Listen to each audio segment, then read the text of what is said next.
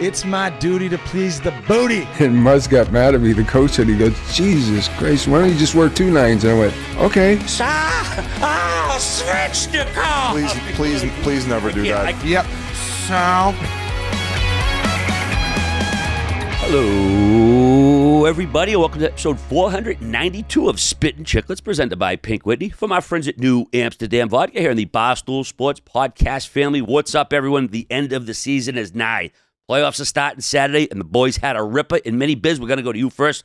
Looks like you had an awesome time at your first NCAA college experience. The Frozen Four, baby. Hey, thank you to Fish and G for kind of getting the ball rolling on this. I guess I got to thank you too, Whitney. You're a big BU guy. Merle's as and well. Army too. They went last year with game notes. The game notes boys kind of got the ball rolling on everything. So they went to Tampa, Minnesota. Incredible host. The people are so fucking friendly there. And overall, one of the best hockey experiences front to back of my life as a fan. It was, just lob it up in the air now. I'll throw it over to you, Whit, right now. Like, you were only there for a couple days, but fuck, that was a blast of a final. Yeah, it was an amazing experience. I had been to 1998 Frozen Four when Michigan beat BC. It was an incredible game then. I think it was 98. I never made it as a player. We lost in the game my freshman, sophomore year to go to the Frozen Four against Maine and UNH. Actually, the stud UNH goalie, who was my high school goalie when I was a freshman, he was a senior, is now a current assistant coach on BC. That's Mike Ayers. I do want to say quickly, like I've shit on BC, and I've made it clear that I can't stand BC, but the coaching staff are all great guys, and what an amazing team they had. We're lucky enough. We got David Carle joining us in about an hour, so we're going to be able to sit down and discuss his career, his amazing story on how he became a coach, and then the team he had this year, his second national title, their 10th, the race to 10, the first to 10. But BC, head coach Greg Brown, assistant coach Brendan Buckley, who Biz, I'm pretty sure you got to know him. Unreal guy. Is he the guy who gave you the advice to always laugh when you're in the bar? All the time. He just started dying laughing. I've told the story a million times. Like, what are you laughing at? He's like, trust me, the girls like when you laugh. So, of course, girls want to hang out with guys having a good time. But Brendan Buckley, who's done an amazing job, and Mike Ayers. So, as much as I have hatred for BC and I was happy Denver won, I do want to shout them out for an incredible season. Oh, my God. One of the most amazing lines I've ever seen in college hockey. Just Cutter Gauthier too. Cutter Gauthier was the villain. We can talk about Cutter Gauthier later. Yeah, we're getting to him. Look how excited G is to talk about fucking BC right now. Oh yeah, did you turn coat at the end? Wait till he sees the video. Wait till everyone sees the video. He started rooting for Denver halfway through the game. I'm a fan of growing the game of college hockey. Yeah, sure you're a fan of duffel bags. James Haggins could be the number one pick in 2 years. He's a future superstar in the NHL. Going to BC next year. Grinnelli goes, where's he going to school? What a BC fan, Grinnelli. He's going to be an Eagle. So that's how much G's dove into the BC fandom. But I missed Thursday. I was too busy just running away with the Barstool mini golf title. Yeah. So $22,000 coming to me. Thanks for coming. But I got to watch the BU game. They were the first game. I don't know what it felt like in the building, but it seemed like after BU scored that early goal, if they could have made it 2-0, dude, I don't know. I think they maybe, I'm not going to say run away with it with what Denver's goalie did and how he played the entire run, but it just seemed like Denver hung around. Against UMass, they hung around and kind of got dominated. They won. Against Cornell, they hung around, ended up winning. Same with BU. And so I look at that game, and the one thing I can take away from it, maybe, and I don't want to be hard on refs, maybe the worst officiated game I've ever seen in my life. For BU not to get a power play in that game, I sound like I'm whining. I sound like I'm complaining. I am a little bit. I'm upset my team lost, and they ended up, we didn't get to see the BU-BC matchup everyone dreamed of. But you got to shout out Denver, man. They had a veteran team. They have a future superstar defenseman in the NHL. Oh, my God, is he fucking fun to watch. Steve Buyem. Oh, yeah. And he's got the brother who, I didn't know anything about the brother. I hockey DB'd him. Second round pick to Detroit. Probably has to work on the skating, but bigger and stronger than Zeev. He's got a chance to play in the NHL. So they just had so much power and so much like veteran leadership, along with, I think any hockey fan who watched will say, one of the hottest, greatest runs by a goalie the game's ever seen. Oh, yeah. And yes, it's not series. It's one-game elimination. That's what really gives you the chance to get goalied. And he did it to everyone with maybe I said on Instagram, the best save I've ever seen live against Ryan Leonard in the final. I was getting emotional during his speech after the game, after he got the MVP. And what was the final quote? 1st to 10, baby? Yeah. I mean, he was crying a little bit. The guy who interviewing him mentioned his parents and stuff, so it was very emotional. But holy shit, that save that he had on Leonard. And that's the number one thing that stuck out for me, how talented some of these prospects coming in. So every guy that obviously Cutter Gauthier, like he has every skill set. He's fast. He was physical. He has a great shot. He makes plays. Maybe not the best at pregame interviews. He's going to probably have to work on those. But I would say front to back in the 2 games I saw, Leonard was the most dominant. Every time on the ice, he made a difference. Guys were trying to maybe take him off his game. He's like, oh, fuck you. I can play that game too, bitch. He's fucking, and he's got a little bit of pep in his step. Now, I'm hearing that he's going back for 1 more year. Is that true? I don't think it's been announced officially, but I'm hearing that all those freshmen are coming back, which is scary as a BU fan. I think it makes total sense. I think Perreault right now on BC obviously could use a little bit of time. I think he's an NHL player, maybe not quite yet. Will Smith God, is he nasty. He is just his hands are filthy. He's so smooth and how he makes plays, and he's just very cerebral out there. And he could go play in the NHL, but if I'm Mike Greer and I'm him, it's like it's the old adage, like it's a marathon, not a sprint. Like, why are you running to go play for San Jose, who's probably going to be pretty bad again, and forego that opportunity to come back and get the job done as BC kind of, they had such a great team. Well, what's going to get guys to come back? Oh, we lost. We can come back and do it. And then Ryan Leonard is the one that's most NHL ready for me. But it's the same thing. Like, why not just fine-tune the few things that right now are not weaknesses, but are not true strengths in your game, and over the summer training and then more time in the weight room compared to playing pro next year, and boom, he's ready to come out. And Buchagras made a great point to me. I was on the same flight home with him. He said, you're not waiting a year. You're waiting 7 months. They're in the NHL at the end of next season. Whether it's right now, as you'll see Lane Hudson and Cutter Gauthier make their appearances this week, or if you don't go on a run to the Frozen Four, it's even 2 weeks prior to this. So I think that it's just there's no harm in going back for a year. I'll say that about anyone. BU's about to fire you. Even Celebrini, who went on to win the Hobey Baker. Congratulations. Just his incredible run for the youngest player in college hockey. Dominates at both ends of the ice. I think if Chicago were to somehow get the first overall pick, after winning the Hobey, it's kind of, all right, I'm going to play with Connor Bedard. But if it's not Chicago and some of these teams that aren't going to be good very quickly, even though Chicago won't be, Bedard's the X factor, I would love to see him go back. And he's so young. It's just about the person. Are they ready to move on? And the one argument for him is I have done everything I can do, besides winning it all. But personally, like I already won the Hobey Baker. So we'll see how that plays out. Pandolfo had a quote, too, this weekend. I don't know if you heard it, but he basically said, like, this is, if my advice to this kid, he's too good to come back. Like he's ready for the NHL. Yeah, he's ready for the NHL. He's gonna get fired too. He ain't going anywhere, I hope. But I think Will Smith's decision really, like, if I'm him, I'm going back to BC 100%, run it back with those 3. But I think his decision really depends on what happens with San Jose. If San Jose gets the first overall pick and they do take Macklin Celebrini, which they likely will, he could go next year, because if Celebrini goes, why wouldn't you send him with him so they can go and play together and start learning and developing chemistry together? I think if one guy leaves from BC, they're all gone. That's kind of what happens. The dominoes will fall. I think Perreault would transfer. We're like, who am I going to play with? I'm not going to say jealousy. That's not the right word, but it's like, you just think about your line, and the fact is, now as I say, Perreault and those guys should go back. Say Leonard and Smith decide to go. Perreault can also play in the AHL. Not that he wants to. I'd probably rather play my sophomore year at BC than play in the AHL. But for growth, that might also help him. I know we're talking about getting stronger in the weight room in college. It's just hard when you see your friend and line mate of 2 years leave, and then you're kind of like, I don't know. But as I said, Hagens is coming in. One thing you guys are right about, though, this tournament probably had about 10 guys, maybe even a few more, that could go into the NHL and make impacts within a pretty quick amount of time. Hudson was a defenseman for BU, and then you just mentioned Celebrini. I felt like maybe they didn't look like they had the pep in their step that I would have expected in the semifinal. It is a long season, regardless if it is college.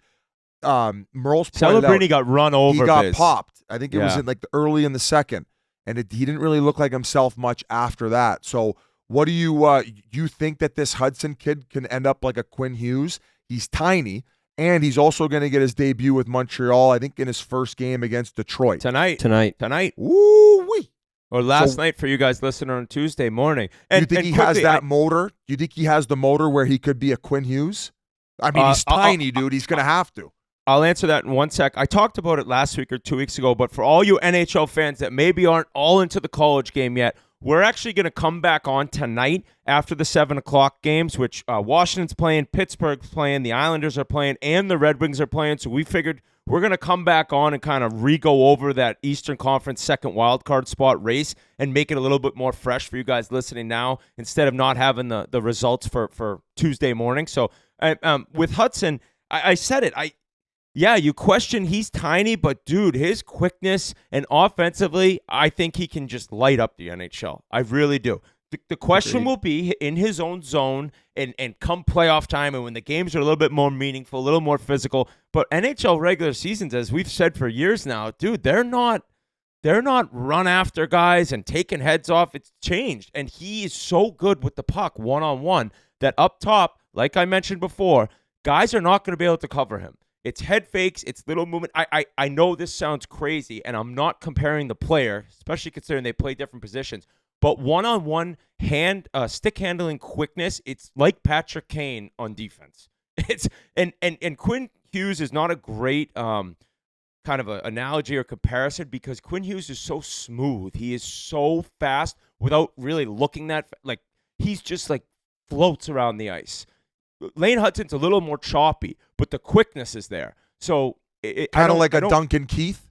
Yes, that's kind of how he makes moves at the blue line, and his feet look a little bit like that compared to just smoother and longer and more fluid. But I can't wait to see how it plays out, but I'm going to stand by the fact that he is a 50-point player in the NHL as a defenseman. I don't know if it's next year, but at some point, you're getting 50 points out of that guy as a defenseman. And then last guy from BU, is it Karan, the goalie? Karan?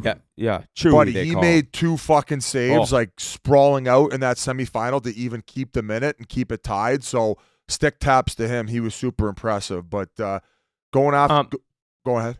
I was just going to say we got to see another player that hopped right in, and that's Frank Nazar. I hope I'm saying, is it Nazar? Oh, boy, buddy, when you talk about the pipeline in Chicago, this kid hops in, first shot, first goal in the NHL. He snipes one against Carolina. But that Final Four, you don't often get that lucky with, one, having these blue blood programs who've been amazing for so many years, but you had the top players in the NCAA that have been drafted-wise, too, or will be drafted in Celebrini. So you just got to see everything, the fan bases, the players. I wish I missed Thursday. I think Thursday's probably a better day. It's one ticket for 2 games. You saw some great action. I didn't see any of the BC-Michigan game, but they waxed them. Oh, in the Michigan game? No, I ended up leaving halfway through because, it wasn't even close. I think it was 3-0 halfway through the game, and it was getting late because the OT had been pushed back, but I'd seen everything I needed to see with BC, and I knew that they were going to advance. The OT goal that BU lost on, what did you make of that? Did he get screened a little bit or just misplay it or what? Because he played such a great game. He got a little bit screamed, and it was Cade Weber, who Toronto traded for, and I mentioned Shanahan was like, I love this guy. 6'7", blocks million shots. He kind of always in the way, and he went down. He just missed it, and Caron's stick wasn't in the middle. 5-hole, boom, game over. Celebrini had a great chance earlier at the other end. Just a heartbreaking loss for BU, though. What a season they had. And BC had their number all year besides that first Beanpot game, and you just needed them to get that second goal against Denver. Same thing with the final game. Going in, I said, BC's offense, if they get one, it's going to be trouble. And I don't think Denver's offense was that great. I mean, what was the most goals they scored in a game? 2? Yeah. So it's like it was more like if they got that first one and then they could even have more of that lockdown style. We could talk to David Carle about it. That would be the difference in that game, and they were able to get it in the second period and didn't look back. All right, Cutter Gauthier time. So, I mean, everybody knows a story about him not wanting to go to Philadelphia. They ended up trading him. By the way, congratulations to him. He just signed with the Ducks. He will be burning a year off of his contract and going to get in his first NHL action. He gets pregame interviewed. Let's send it off to the audio right now. What do you anticipate this rematch on this championship stage to be like tonight? It's going to be epic. There's going to be a lot of emotions, and a lot of tears for that team over there. So we're happy and we're excited to get after it. Later on in the interview, he did say that he was going to score a few goals as well. So not only saying there's going to be tears on the other side, that he's going to pot a few himself. Obviously, they go on to get shelled. Hey, I'm in the media business, boys. I fucking love this guy. Put a mic on him. Follow him around with Amazon for his first NHL season. He's a fucking quote machine. But putting it on a tee for the opponent for the bulletin board material and all-time hockey karma, hockey gods coming at you. Whit, what do you make of this? Yeah, being in media, you're like, thank God that guy said that. We got something to talk about. I could tweet about this guy. What a moron. What is he thinking? It's just, it is not that difficult to, before the game, and they just had walked into the arena. You could tell because he's in his suit and tie still. So he probably just got off the bus. Boom, we got to do a little hit for the pregame show. It's going to be a great game. We are so excited to play. I can't wait to get out there. That's it. The game hasn't started. You have not said anything that team could find out about, and I would be shocked if somebody didn't see that and say, hey, boys, over in the Denver room, you got to hear this one. And it's just, it's almost unfair to your team because, like, everyone's just grinded all year. It's one game elimination. It's hard to get to that game. And now before the game, you got this guy just blatantly calling out a win, a Mark Messier style. At least Mess went and got a hat trick. So, I just can't believe that you'd say something like that. Like, you've done so much this year. You could have won the Hobie Baker. No one would have said a word. He's going to be a 40-goal guy in the NHL. He flies, too. I didn't realize how good of a skater he was. His shot's NHL elite level already. But you got to get out of your own way with one game to go. You got 60 minutes, dude. What is that quote going to do besides make you look cooler if you win? So what would make it would make me nervous, like being like an organization who has them. Like, is that where your head's at, knowing that you're getting interviewed before the game, that you're going to just tee that up? Like, why would your mind even go there? Right? Exactly. Like, why? Like, wouldn't you just focus on the task at hand? Like, are you trying to be like, it's such a hero shot? But anyway. All it does, the only thing it can do on the positive side is make you look cool at the end of the game. It's just a me first mentality before the national title game. And yeah, dude, the kid's 19 years old. He's going to be an NHL stud. But I'd be remiss to sit here and say that wasn't the dumbest fucking thing I've ever seen said before a national title game. Can we all agree, though, Cutter Gauthier was great for college hockey this season? I mean, more headlines from Gauthier alone this season than the past 5 years combined. One and done, baby. Let's go. I mean, there's a fine line between confidence and cockiness, I would suppose. But he was right, Biz. There were tears on the other side. They just happened to be tears of joy and, not tears of sadness, I guess, at the end of the day. Rear. That a boy. But, hey, I mean, Denver, to me, played the best game when it mattered most. I mean, they suffocated that team with BC. We weren't shut out once all season. They really couldn't get much going. So what do you think, boys? Should we send it over to Coach Carle right about now and get his take on his first national championship or what? Sounds great. All right, boys. Let's do that. Without further ado, enjoy David Carle. What's up, guys? Whit here. Time to talk about Pink Whitney. An incredible weekend we just had in Minnesota. Pink Whitney was flowing at Smorgies. I met a bunch of the Gallo, New Amsterdam distributors, great people. They just said that the people of Minnesota love it. They drink this stuff up. And we were passing out shots at the bar. Everyone was catching a nice little glow before the NCAA championship game. And I heard from so many different people, 22 years old to 72 years old. This is my drink. especially in the summer as the weather turns. I put it on ice. I sit there on the lake, all the lakes, the land of 10,000 lakes in Minnesota. And I think Pink Whitney might have made an appearance at 9,999 of them. That's how much the beautiful, nice people of Minnesota enjoy Pink Whitney. So if you haven't checked it out yet, go down to your local bar, grab a drink on the rocks, put a little soda water in there, put an energy drink in there, go down to your local liquor store, buy a sleeve of the nips. You get 12 nips, boom, bing, bing, bing. Oh, I just bogeyed the first hole. Let's do a nip. Oh, I just birdied the first hole. Let's do a nip. It doesn't really matter what you make on each hole when you're playing golf. Pink Whitney's there, and the weather's getting nice. It's time for some outdoor drinking. Pink Whitney's the perfect drink to enjoy on a 70-degree sunny day as winter has finally gone away for good. So, everyone who's already involved in drinking Pink Whitney, I can't thank you enough. If you haven't tried it yet, please go give it a try. And you could even buy the enormous new 1.75 ml bottle that'll last you a long time. So I love you all. Thank you for drinking Pink Whitney, and thank you to New Amsterdam.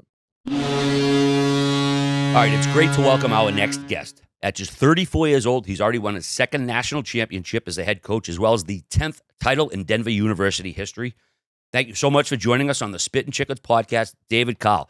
Coach, congratulations on a hell of a victory. Unreal game the other night. Thank you. It was really happy for our guys, and thanks for having me on the show. Pleasure's all ours. So you dive right to next season, or you taking a little time for yourself to enjoy the victory here? We enjoyed a little bit for sure, but the way the world works, things move quickly. So it's already met with some guys today, and we'll meet with more tomorrow, and try and shape up next year's roster. So it moves quickly for sure. Does that mean exit meetings, or does that mean trying to recruit? More exit meetings. So we'll do our year-end meetings with everyone next year, but like the guys who are, potentially looking to sign or have those options in front of them, a lot of times just your drafted juniors, you're having those meetings and just seeing where the chips are gonna fall.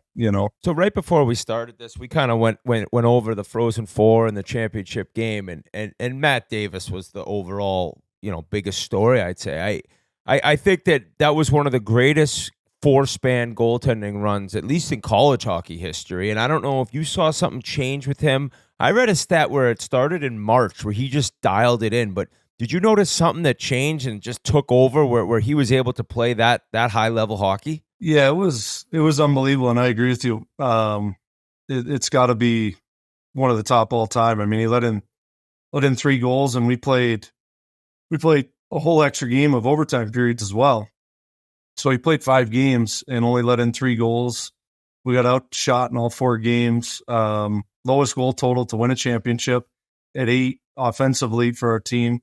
And so no doubt, I mean, we couldn't have done it without him. We certainly got better as a team in front of him defensively with the youth that we had starting the year. But I mean, he was sensational. He's out of this world. In that third period there, and what a save obviously makes on Leonard, on the kill for us. Wick kind of put me on to this Zeev Bouillon kid, and you talked about your guys' defensive game. Like, I think we had a guy, Mike Feuda, join us on the trip. He said if he's a right-handed shot, he's probably going first overall. That's how special this guy is. The way that he's able to close on guys, gap up, make plays with the puck. He's a horse. No, he is, and he didn't get scored on once in the tournament. And he played 27, 28 minutes every night. The overtime games, him and Barons got up to, close to 40. So, I mean, I see him every day. I'm obviously a little biased, but I think he's as impactful as any other player in the draft, and he's a no-brainer top 5. But really, I think has an argument at 1, 2, or 3. Now, when you recruited his brother and he came in, who I mentioned was a second rounder by Detroit, I didn't know anything about him. I mean, he's a big old horse as well, plays strong and tough. Did you already know about Zeev? I'm guessing you did. He's just 2 years younger. Was it almost one of those things, if we can get the older brother, we'll get the younger guy? Or did you like his game on his own, even if he didn't have a younger brother that was a stud? Yeah, they actually Shai did his visit with Zeev on the trip. There you go, package deal. And did they have to share a hotel room? Yeah. They might have been an unofficial. I don't know what the rules were back then. They changed so much all the time. I know we couldn't offer Zeev at the time. I know that rule was in place, but we offered Shy, and Zeev was, all of probably 14 or 15 years old, and loved the whole trip. Both boys just smiling ear to ear, and we offered Shy, and Shy's a little more methodical. I need to take a couple days, talk to my parents, and Zeev's kind of looking at him like, "What are you doing, man? Like, you're coming here." Like, Zeev wanted to jump up and shake our hand when we offered Shy. So it was really cool, when we were able to finally offer Zeev with the rules and how they are, and having two brothers who played the game. Just so jealous of the two of them. Like, how many times they've been able to link up. They played on the same power play unit all year. That would lead to them playing some 5-on-5 together.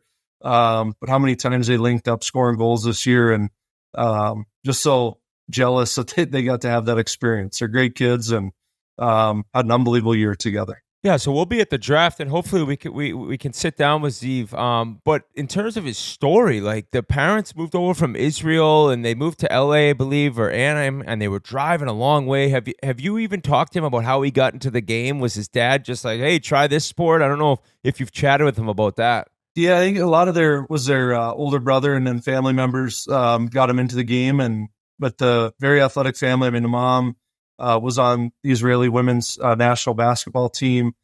She's world class, great person, great athlete. So it's a family of three boys. Shy's the middle, Zeev's the younger, and they just fell in love with the game. And like many of us, had parents who were willing to make that sacrifice and take the time to let their kids chase their dreams. And both ended up at Shattuck. Zeev ended up at the national program.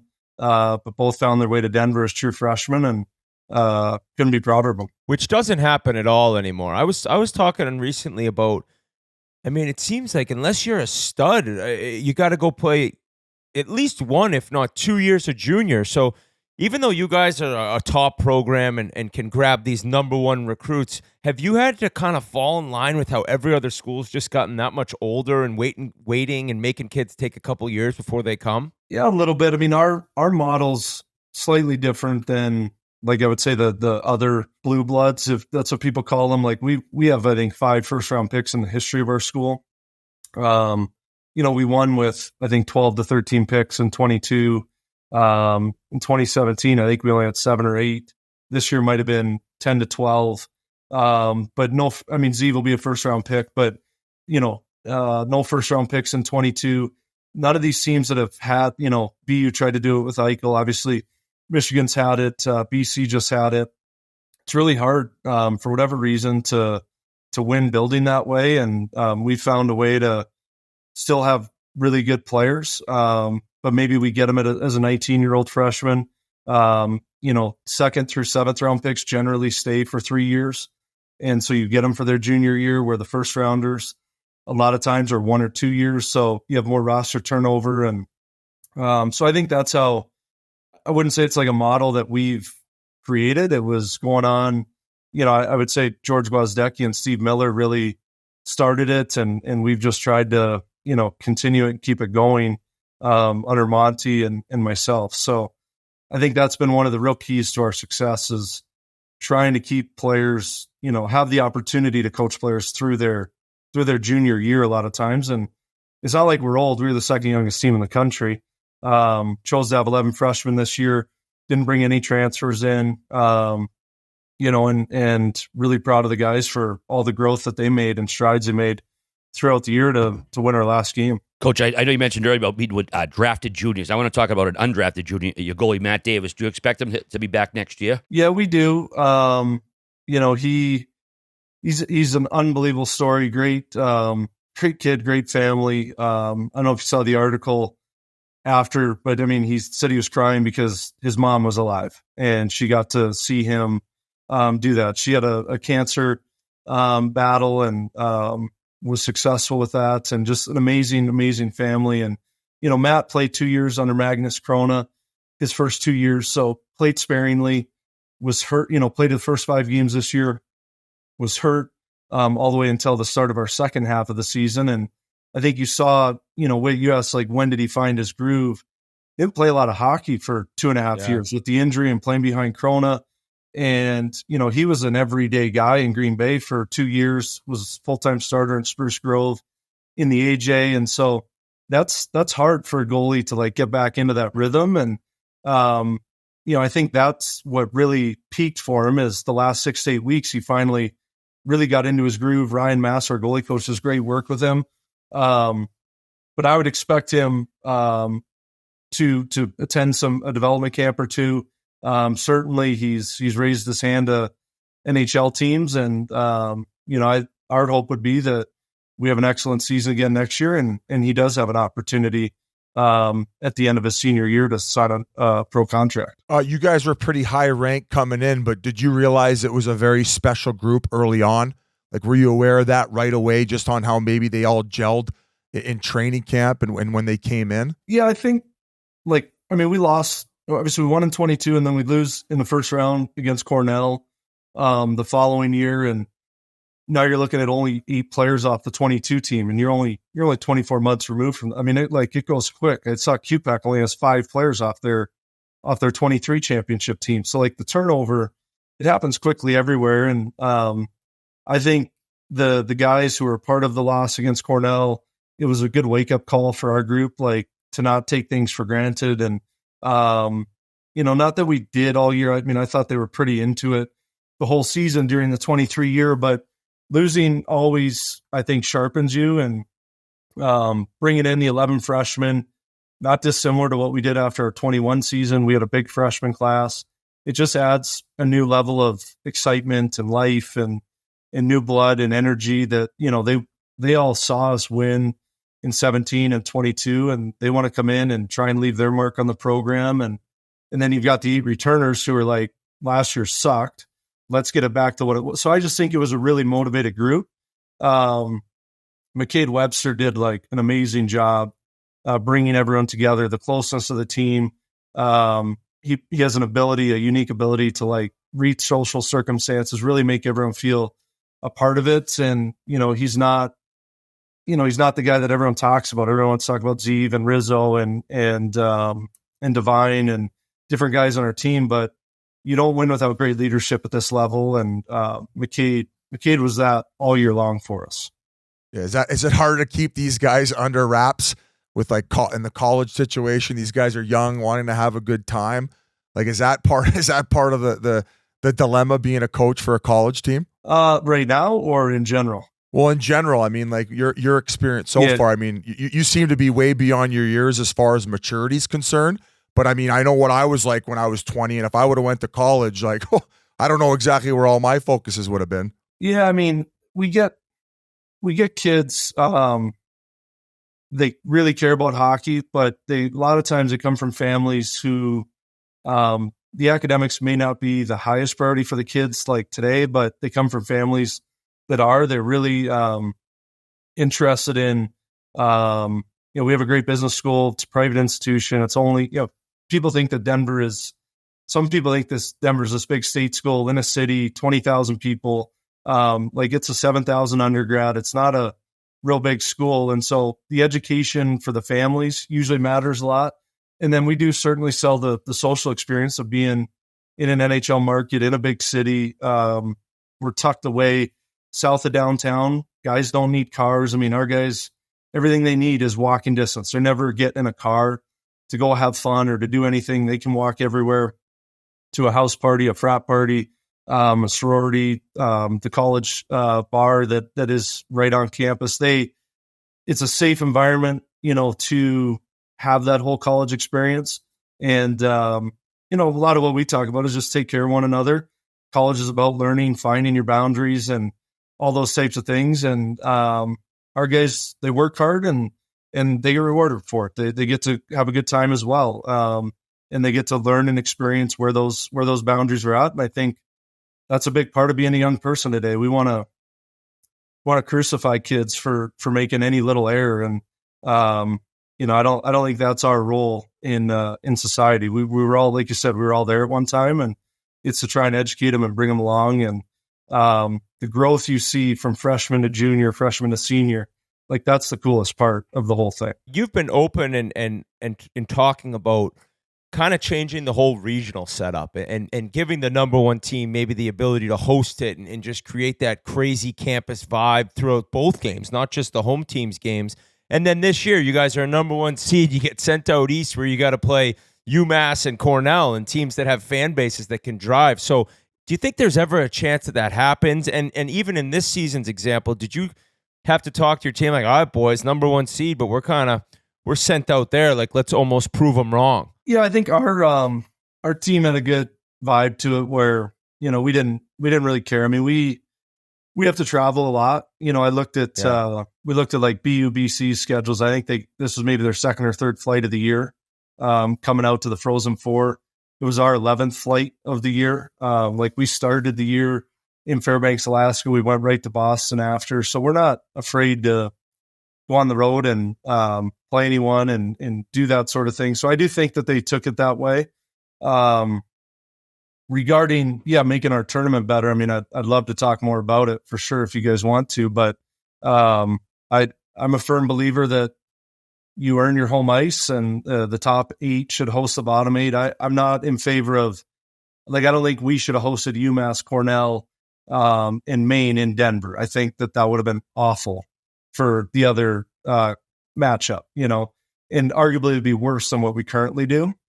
So I think it should turn into a 3-week tournament. Top 8 hosts bottom 8. The remaining top 4 hosts the remaining bottom 4. Single game weekends, and then go to the Frozen Four. It's a great event. Everyone earns their home ice. You create drama, in the 4 spot, like trying to win that race. You create drama in the home ice spot of trying to get to the 8 hole. Right now the drama is great. Everybody loves watching the tournament bubble, but you'd have way more drama around the rest of the seeding. So there's a lot of reasons, and we can get into those if you want to. But I'm certainly a proponent of it. Not really for Denver. And I say this the best way I can. We've won with this model, so I don't really care about us.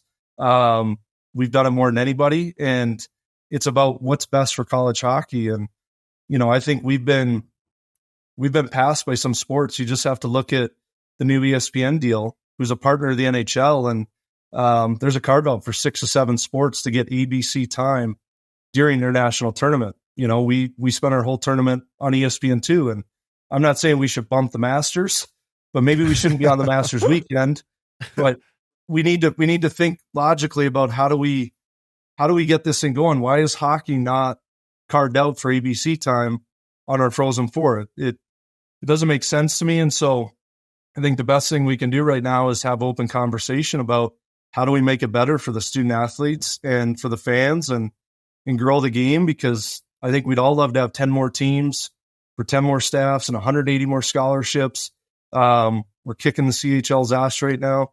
I'd love the opportunity to keep our foot on the gas in college hockey. I like you having a strong opinion about it. It's awesome. But going back, you ended up mentioning something that they might change, where if you do play junior hockey, you can end up going off to college, where right now, if you play junior hockey, you can't, right? It eliminates your ability to go do that. Do you think for the growth of the game as well, they should stop doing that rule as well? Yeah, I'll be honest, Biz, I'm a little more, I was probably against that early. I'm more open-minded to it now. And what changed? I think based on what Biz just said, I think there's merits to both sides of it. I think we're doing a great job against the CHL right now, getting the top end players. But if you're talking about trying to add 10 more programs, certainly having a bigger player pool would be advantageous to that. I think there's a lot of things that need to be ironed out, and I think we need to move slower than quicker on the CHL question, and seek advice from lawyers, agents, the NHL. There's a lot of things that can be impacted from it. U.S. law versus Canadian law. There's a difference in those things, just as some of the topics. But generally speaking, Biz, I'm open to hearing about it. It might be decided for us. I've chosen to share my thoughts more on the NCAA tournament because I feel like that is more known. I've put more thought into that. I think there's more of a need for it. at this time, and there's a window for that change with 2 years remaining on our current model, and then bidding out only a 2-year cycle, not a 4-year cycle on the next round of things. So I'm not against it. I don't know if I'm for it yet, but I've certainly come more to the middle on it. Coach, regarding maybe going to that regional thing we're talking about, do you get the sense a lot of your peers are on the same page? They'd like to see that change as well? I think it's growing. Certainly out west, it's been talked about a lot. I think the turnover of coaches around the country, I think there's more talk of it out east, regarding it. But I think we need open and honest conversation about is what we're doing, what's best for the game. So, is it a majority? Or I don't know that. But it's been talked about a bit in Florida, and I think it needs to be front and center for us to discuss as a body. Two other things we've heard about a lot recently: name, image, likeness, and the transfer portal. How have they affected how you do your job the last couple of years? Again, on its whole, we're for player rights and their ability to have more autonomy and control in situations, and so I think on the whole, it's a general positive. Does it create chaos? Yes, it does. But it's not changing. We're not putting the cat back in the bag. So it's like you have to find a way, regardless of what the rules are. And I'd go back to the same thing with the CHL question. If that's what the rules are, then we'll play by them. That's our job to adapt and figure things out. And I think every year is a little bit different. 2 years ago, we added Cam Wright as our only transfer before the 21-22 season. We added Dornbach and Ambrose the following summer. Last year, we chose not to add anybody. This year, I don't know if legally I'm by rule allowed to talk about it, but we've added 2 already for next year's team. So it's just year to year on where you're kind of at in your cycle and where you're at with your recruits and those types of things. So it certainly made it more complex with roster management and those types of things. But on the whole, players should have more autonomy, and that's what this gives them. In regards to NIL, you're seeing it a lot in other sports. I think it's getting bigger in college hockey. I don't know if it's the end-all be-all today, but I think in the next year to 3 years, it's going to play a bigger and bigger role, and you're going to see it out there a lot more. I said a few weeks back, like I totally agree with being able to transfer, because it's like you're a junior, you kind of see, all right, I don't know how much I'm going to play the next 2 years. I'd love to get a chance to go somewhere where I'm going to play. But I'm under the opinion that maybe one transfer rule. I don't know where you stand on that, because it just gets a little ridiculous to me. If you can go to 4 schools in 4 years, it just seems like. Well, yeah, I mean, there's still progress toward degree requirements that kids have to hit, and I don't disagree with you. With one maybe makes sense, but now you're at your second school, and I mean, can't be a team whore. I know, but what if it's awful? What if you have a bad experience? What if the coach leaves? What if? I mean, you don't know. I mean, it's hard to. In the NCAA is not losing or not winning that court battle. They're not going to. When you talk about student athlete rights, and so I think at the end of the day, it gets back to trying to get the right people in your program, try to treat them right, develop them, and that's not to say. I mean, we won in 22. We had 2 kids in our office 24 hours later saying they wanted to go somewhere else and get more opportunity, and that may happen this year as well. I don't know, but we're happy for those kids if they choose to do that. Like, because if they don't have it here, what they're looking for, then they should have the opportunity to go find that. And we stay in touch with those kids. And we had a kid who could have done a 5th year last year, Brett Edwards, who went to Northeastern. He's in the locker room with our guys when we're out to play Providence and BC. He's in the locker room with our guys in St. Paul. So it's very complex, but you try and get the right people, and you don't always make the perfect decisions, and neither do kids picking the right school and those types of things. So I don't think the autonomy is bad. Are there bad things that happen? For sure, but I think the overall majority of it is a good thing for the kids. And we still have the 5th years, which will be done after this year. So you'll see the volume lower next year with the portal, because the fifth year COVID guys, this is the last year that they can do it. So I think you'll see the number drop. The NCAA, they give us the numbers down in Florida, and they talk very matter-of-factly, and they're like, they think we don't have hardly any transfers because they look at football, they look at basketball. Oh, yeah. And so they're like, you guys, we think you guys are in great shape. And everyone's like, shocked by it. And there was 200 people on the list. It's like, yeah, but that's nothing compared to these other sports. And that's how the NCAA sees the totality of it. We get stuck in the weeds of our sport, but I'm telling you, it's nowhere near what it is in other arenas. I feel like college coaching jobs can provide maybe a little bit more security than NHL positions. Do you have aspirations to move on to the NHL? It's a great question. I would tell you right now, I don't. Doesn't mean I wouldn't talk to teams to go through that experience and process. I love it here. I think when you look at the data of NHL coaches compared to other sports leagues, I mean, the guys are fired at a much higher rate. I get a young family. We got a 3-year-old and a 6-month-old. I get treated very well here.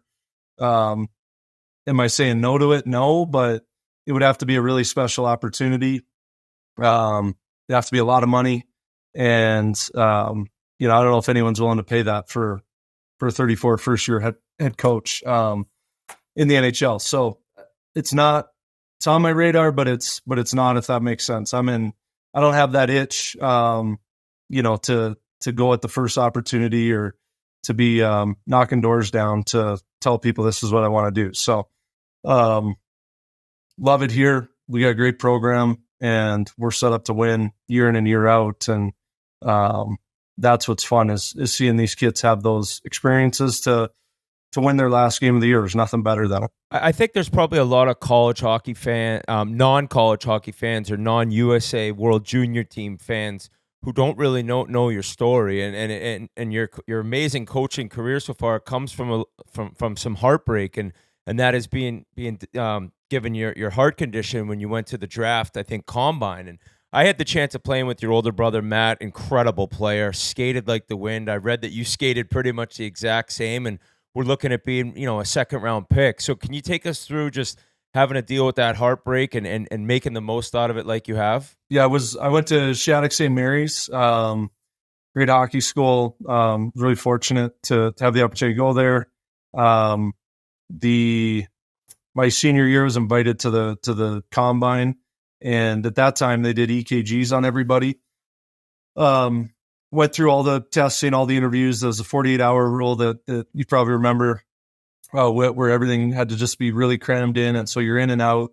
And about a week after I got back from the combine, got a call from the NHL doctor saying, hey, we think, you're red flag on EKG tests. You need to go get more testing done. So I saw some doctors in Alaska where we're from. And he goes, I have 2 patients with this in the whole state. I don't have the knowledge or the expertise to tell you can't play hockey. So ended up going down to the Mayo Clinic, did a week's worth of testing there, and unfortunately was diagnosed with a heart condition that forced me to retire and stop playing. And I believe the next day or 2 days later was the draft. That afternoon, Denver honored my scholarship. Tampa took me in the 7th round as a real favor and unbelievable gesture that I probably appreciate more and more because we have 7th rounders on our team who are really good players and have a chance to play in the NHL. And I'm like, you wasted that on me. But really thankful for that. And George Gwozdecki and his staff had me here, honored the scholarship. And that's how I got into coaching at the age of 18. And each year my role kind of grew and expanded and did more work with the guys, did more video, did more meetings with the coaches. And Derek Lalonde hired me in Green Bay as my first full-time job as an assistant coach in the USHL. And then Monty hired me back here a year and a half into being in Green Bay. And then he left and I was fortunate enough to get the job. So everything's kind of happened way faster than I thought it would. Like getting back to Denver an assistant, that was always like the dream and the goal. And that happened really quickly with Steve Miller leaving to go to the USHL. And then, to be the head coach at 28 was just probably didn't know what I was getting into fully, was a little nervous for it, but it's been a great ride so far and really blessed and fortunate. Do you think it aided in your development, the fact that there wasn't maybe much of an age gap when you started, and the fact that maybe the players could relate to you a little bit more? And nowadays I think that you have to treat the players a lot different than maybe when I was playing, right? It has to be a lot of dialogue and conversation. And it seems like you've, like you said, accelerated and got that position at 28 years old where all of a sudden the gap ain't that big. Well, I think starting at 18 certainly helped with that. Like the two guys I worked with the most, like on individual skills and stuff, was Drew and Nick Shore. Very, very high maintenance, love to talk. And so I think I learned a lot from Drew and Nick, to be honest. And you're like, I don't know if I want to coach. Yeah, fuck this shit. Yeah. So I don't know. Early on, I think so. And but having the I think where I got the most fortunate was like George Gwozdecki is, he's a Hall of Fame coach at the college ranks, unbelievable person. Knew Derek Lalonde, coaches in Detroit now. Jim Montgomery, obviously, everyone knows his story and in Boston now. So to get those three mentors from the age of 18 to 28, you couldn't ask for a better situation. And so, and they're much older than I am, but they connect really well with people. So I never really get onto the age thing. I just think people who can communicate, honestly and concisely and deliver a message, but build buy-in with an individual and a team. That's what I learned from those guys. And I think that's what has allowed, us to continue to have success here at Denver. And I've got two former head coaches on my staff in Tavis McMillan and Dallas Ferguson. And, they've helped me a ton too. That's one of the things that's helped us be successful is our staff has stayed the same since 2018. We haven't had a ton of staff turnover. So I think that helps the players know what environment they're coming into every day. And they feel comfortable in that. It allows them to perform at their best and all those things. So I'd be a little bit into it. In this week of celebration, and it's your second one, I hate to go back to that tough news you got, but at the beginning, was it, you had to deal with some depression. Was it almost hard to be around the game and the players that you were there to play with and all the freshmen that you were there that you were living with? Was there a moment when you really couldn't be around the rink or couldn't be around the players, or was it almost easier that they gave you the coaching assistant role? Yeah, for me it was more therapeutic to be around it, and everyone's going to be different in that, right? Because we all see and know people that they'll play a really long pro career and then they retire and they really struggle with their identity and what they're going to do next and all those things. We all know people that have gone through that, and I talked to some people through that they just went through all their stuff in the dumpster and couldn't go into a hockey rink ever again. And I don't think anything's right or wrong. It's just how different people cope with stuff. For me, it was therapeutic to be at the rink. It was good for me to be around the team and be on the ice, and it helped me, I think, move on from it and try and carve out a different path with it. And I think so much of it too was I felt so grateful that the university honored my scholarship that, and I still feel that debt of gratitude today because I don't know where I'd be without that. I wouldn't have gone to college. I was the first person in my family, male, to get a degree. And so I probably wouldn't have gone to school. I'd be back home living in Alaska, living a good life, but I wouldn't be doing this. And so for that, I'm very thankful. I got one more, and that's about the heart condition. Now, is that something where you can't even go out running? What about the activity of hockey?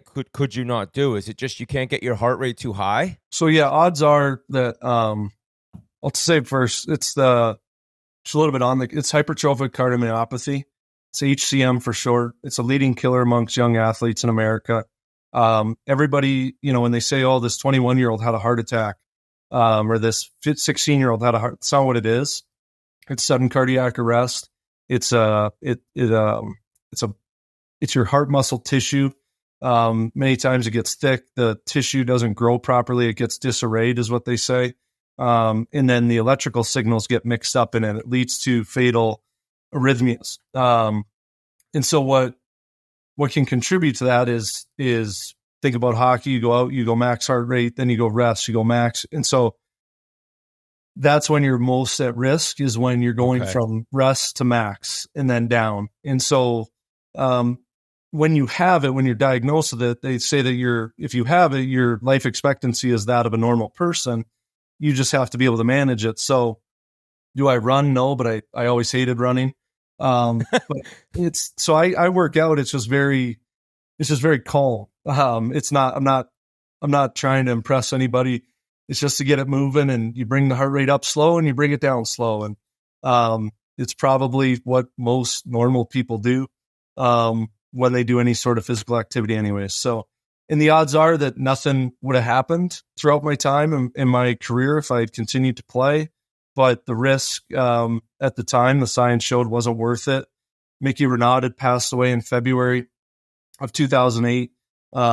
Of it, he was the captain of the Windsor Spitfires. I think he was drafted by Calgary. And then Cherepanov, who was a first round of the Rangers, died, I think, that fall of something very similar.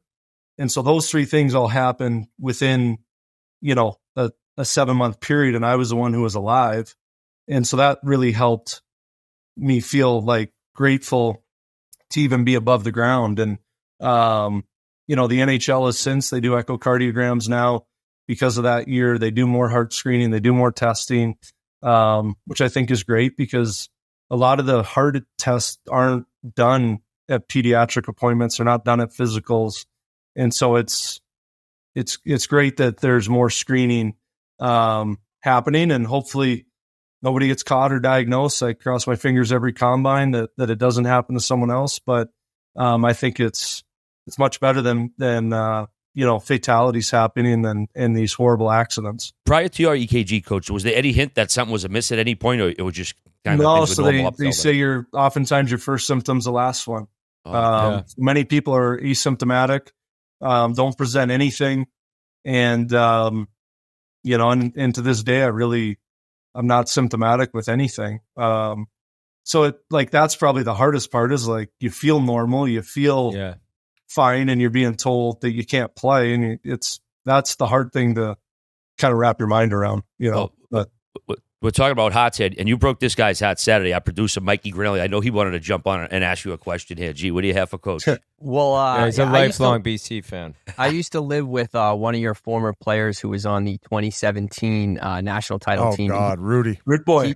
Rude boy, absolute real. I love it. And he told me to ask if you've learned how to spell the word process and kind of the whole story behind that. So I've not learned how to spell it. So it started in actually at the Xcel Energy Center. It was 2016. We were playing BU in the first round, and we had actually, funny story, as a side note, we were recruiting Nicky Borgstrom at the time, and it was us and BU. We were the two finalists, and Monty and I, we were up on the concourse, and we saw Borgstrom's agent, and it's a great Monty story. He looks at Borgstrom's agent, and he says, "Hey, whoever wins the game gets Borgstrom." And he kind of looks at him like, "Are you serious?" And he goes, "Dead serious." And so I knew then that we were in a really good place to win. Monty felt that good about it. We were in a good spot. And so anyways, we go downstairs, we do our meetings, and on the board, the guys would write the process, which is a set of objectives that we try to accomplish every game. And I just finished my PK meeting, and I erased the whole board. And the guys, they go out to do their warm up, and I'm like, I got to write it back up there. I'm an awful speller. And so I wrote it, I didn't know if it was a C or an S. I'm still not sure. So we're both in there. And the guys come back, and we won the game, I think 7-2, went on to the Frozen Four, won it the next year. And it kind of became a bit of a moniker. Will Butcher wanted to keep it, because I don't think we ever went 7 for 7 in the process. So he's like, it's imperfect. Let's keep it misspelled. And now it's everywhere. It's on our jersey. It's on our wall. all lit up and has kind of become a thing. And we obviously got Borgstrom, so he chose the right school with, and we won it all in 2017. Coach, I feel like we've sort of buried the lead a little bit here. The Cutter Gauthier clip that a lot of people didn't see till after the game. Did the locker room catch wind of that before the game? And if so, take us through that. Yeah, we didn't. We had no idea. What? That he said that. No, didn't see it. Wow. At least I didn't. I don't think the players did. I know Webster was asked in the post game about it, and it wasn't a thing for our guys, and that's something we would use, but right, absolutely. No, I think we didn't see it. So, what do you make of it now? It's fine. I mean, I coach Cutter. He's a great kid. I actually have I thought he got dragged through the mud after the whole Philly thing, and I got a lot of respect for how he handled himself through all that. Players don't have many rights in this game, and for an opportunity to use a little bit of leverage that you have, I got no problem with that. So, regarding the quote, I mean, I think Cutter's a real confident kid. He said similar things like that over in Sweden, and I was good with it then. And he's gonna have a great career. He's a great kid, and I don't have much else to say on it. I love it. We loved it. There's no hard feelings. Yeah. And listen, and like I hear Friedman say all the time, like people jump on these kids when they say something authentic, but then we all say we want them to be more authentic. So correct. Yeah. You can't have it both ways. I think it's great. We're talking about it. Everybody's talking. It's good eyeballs for the sport. We talk about trying to grow the game, and we need a little bit of personality. So I got no issue with it. Texted him after he signed, and he's going to have a bright future there with Troy Terry, and they got a great young core, and he's going to be a big part of it. Yeah, you guys, I mean, absolutely suffocated BC. Hell of a game plan. Did you have to kind of dig deep into the speech pile, or was it sort of routine? Obviously, national championship game is huge, but yeah, I'm not I'm not the big rah-rah guy. You probably ask former players. So it's just kind of business as usual. And, we showed obviously a lot of video of BC but nothing abnormal to our regular prep work. And I think it helped that we had played them earlier in the year. And we had been preparing, I think, the right way defensively for the last 2 months. And although they were certainly the most formidable opponent and had the most weapons, it was the guys were ready for it because of that. So it was a clinic for 2 periods, and they get 2 power plays in the third, and they have a big push. I thought them putting Cutter and Lenny together really gave us problems in their 5-on-5 game. They were able to get pucks behind us a bit more and possess some stuff and get it through the neutral zone. But Matt Davis had the period of of his life and probably of the NCAA tournament. It was unbelievable what he did. Yeah, third period was basically a goaltender clinic. Yeah, it was. Yeah. So not only do you win the national title, but you coach the USA World Junior team. You go into Sweden, play Sweden in the gold medal game, and get that job done there. So I don't know. Do you think coaching in that tournament maybe made you even a better coach in that big of a game in Sweden, playing against them? Kind of helped coaching in the NCAA tournament. Do you kind of put the two together at all? I mean, I think it helped probably coaching against now some of the players that we had. Yeah. In Sweden, knowing them a little bit, but they also knew all of our systems. So that's a 2-way street. I think anytime you get exposed to high level hockey players and high level events, it helps. But all to say, I was still really nervous for the UMass game. You still get the same butterflies and not nervous, but just the heightened awareness and the anxiousness and felt very. It's weird. You feel calm and comfortable for Cornell and BU but then you're taking on BC and it's just the stakes and you coach in big games. It doesn't matter. It's that's what makes the sport so great, and it gets your adrenaline going. And there's a winner and a loser, and that's athletics. And it's either pure joy or pure heartbreak, and that's what we all sign up for. So did it help? Yes, but I think you still get in those moments, and it's the emotions take over. Hey, boys. Well, I can't thank you enough. Yes, thank you Congratulations. so much. Yeah, Dave. Great And, story. yeah, it was an amazing team, a hell of a run, and you personally have an incredible story. So congrats on all your success, man, and keep it up. Oh, thanks, guys. I appreciate it. Thanks for what you do for hockey. You guys are making it bigger. It's awesome. Oh, Appreciate it. Thank you. Thank you so much. Coach. Have a great summer. Thanks, guys. All right, before we go any further, here's a few words from our friends at Game Time. Hey, gang, did you know you can get tickets to a Red Sox game for under $20 right now on Game Time? Insanity. Look at that. Under $20 for a Major League Baseball game. That's right, because thanks to Game Time, the official ticketed partner of Barstool Sports, you can go see a game like this for that cheap. You don't have to worry about when you're going to buy your tickets at your next big event because Game Time is the fast and easy way to buy tickets to all of the sports, music, comedy, and theater events near you. They have flash deals for sudden discounts, zone deals for when you're feeling flexible, and their lowest price guarantee means that if you can find the same seats for less anywhere else, Game Time will credit you 110% of the difference. It's an unreal deal right there. And of course, Game Time is the best place for last-minute seats with up to 60% off your favorite events. Again, Major League Baseball, under a double sawbuck. You cannot beat that. So what are you waiting for? I'm going to grab the Sox Guardian ticket right now. Might see it at Fenway because it's the deal you cannot beat. So take the guesswork out of buying tickets with Game Time. Download the Game Time app, create an account, and use the code Chiclets for $20 off your first purchase. Terms to apply. $20 off your first purchase. Boom. It's almost like a free ticket. Download the Game Time app today. Last minute tickets, lowest price, guaranteed. Big thanks to David Carle, a huge championship second now for as young as he is. Very impressive. And I guess to wrap up that whole trip, boys, we got to thank Schmorgies where we had the Pink Whitney event.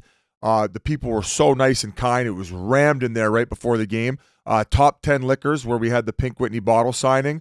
And Futes, Mike Futa, my old assistant general manager of the LA Kings, general manager of the Owen Sound Attack. I've won a Calder Cup with him.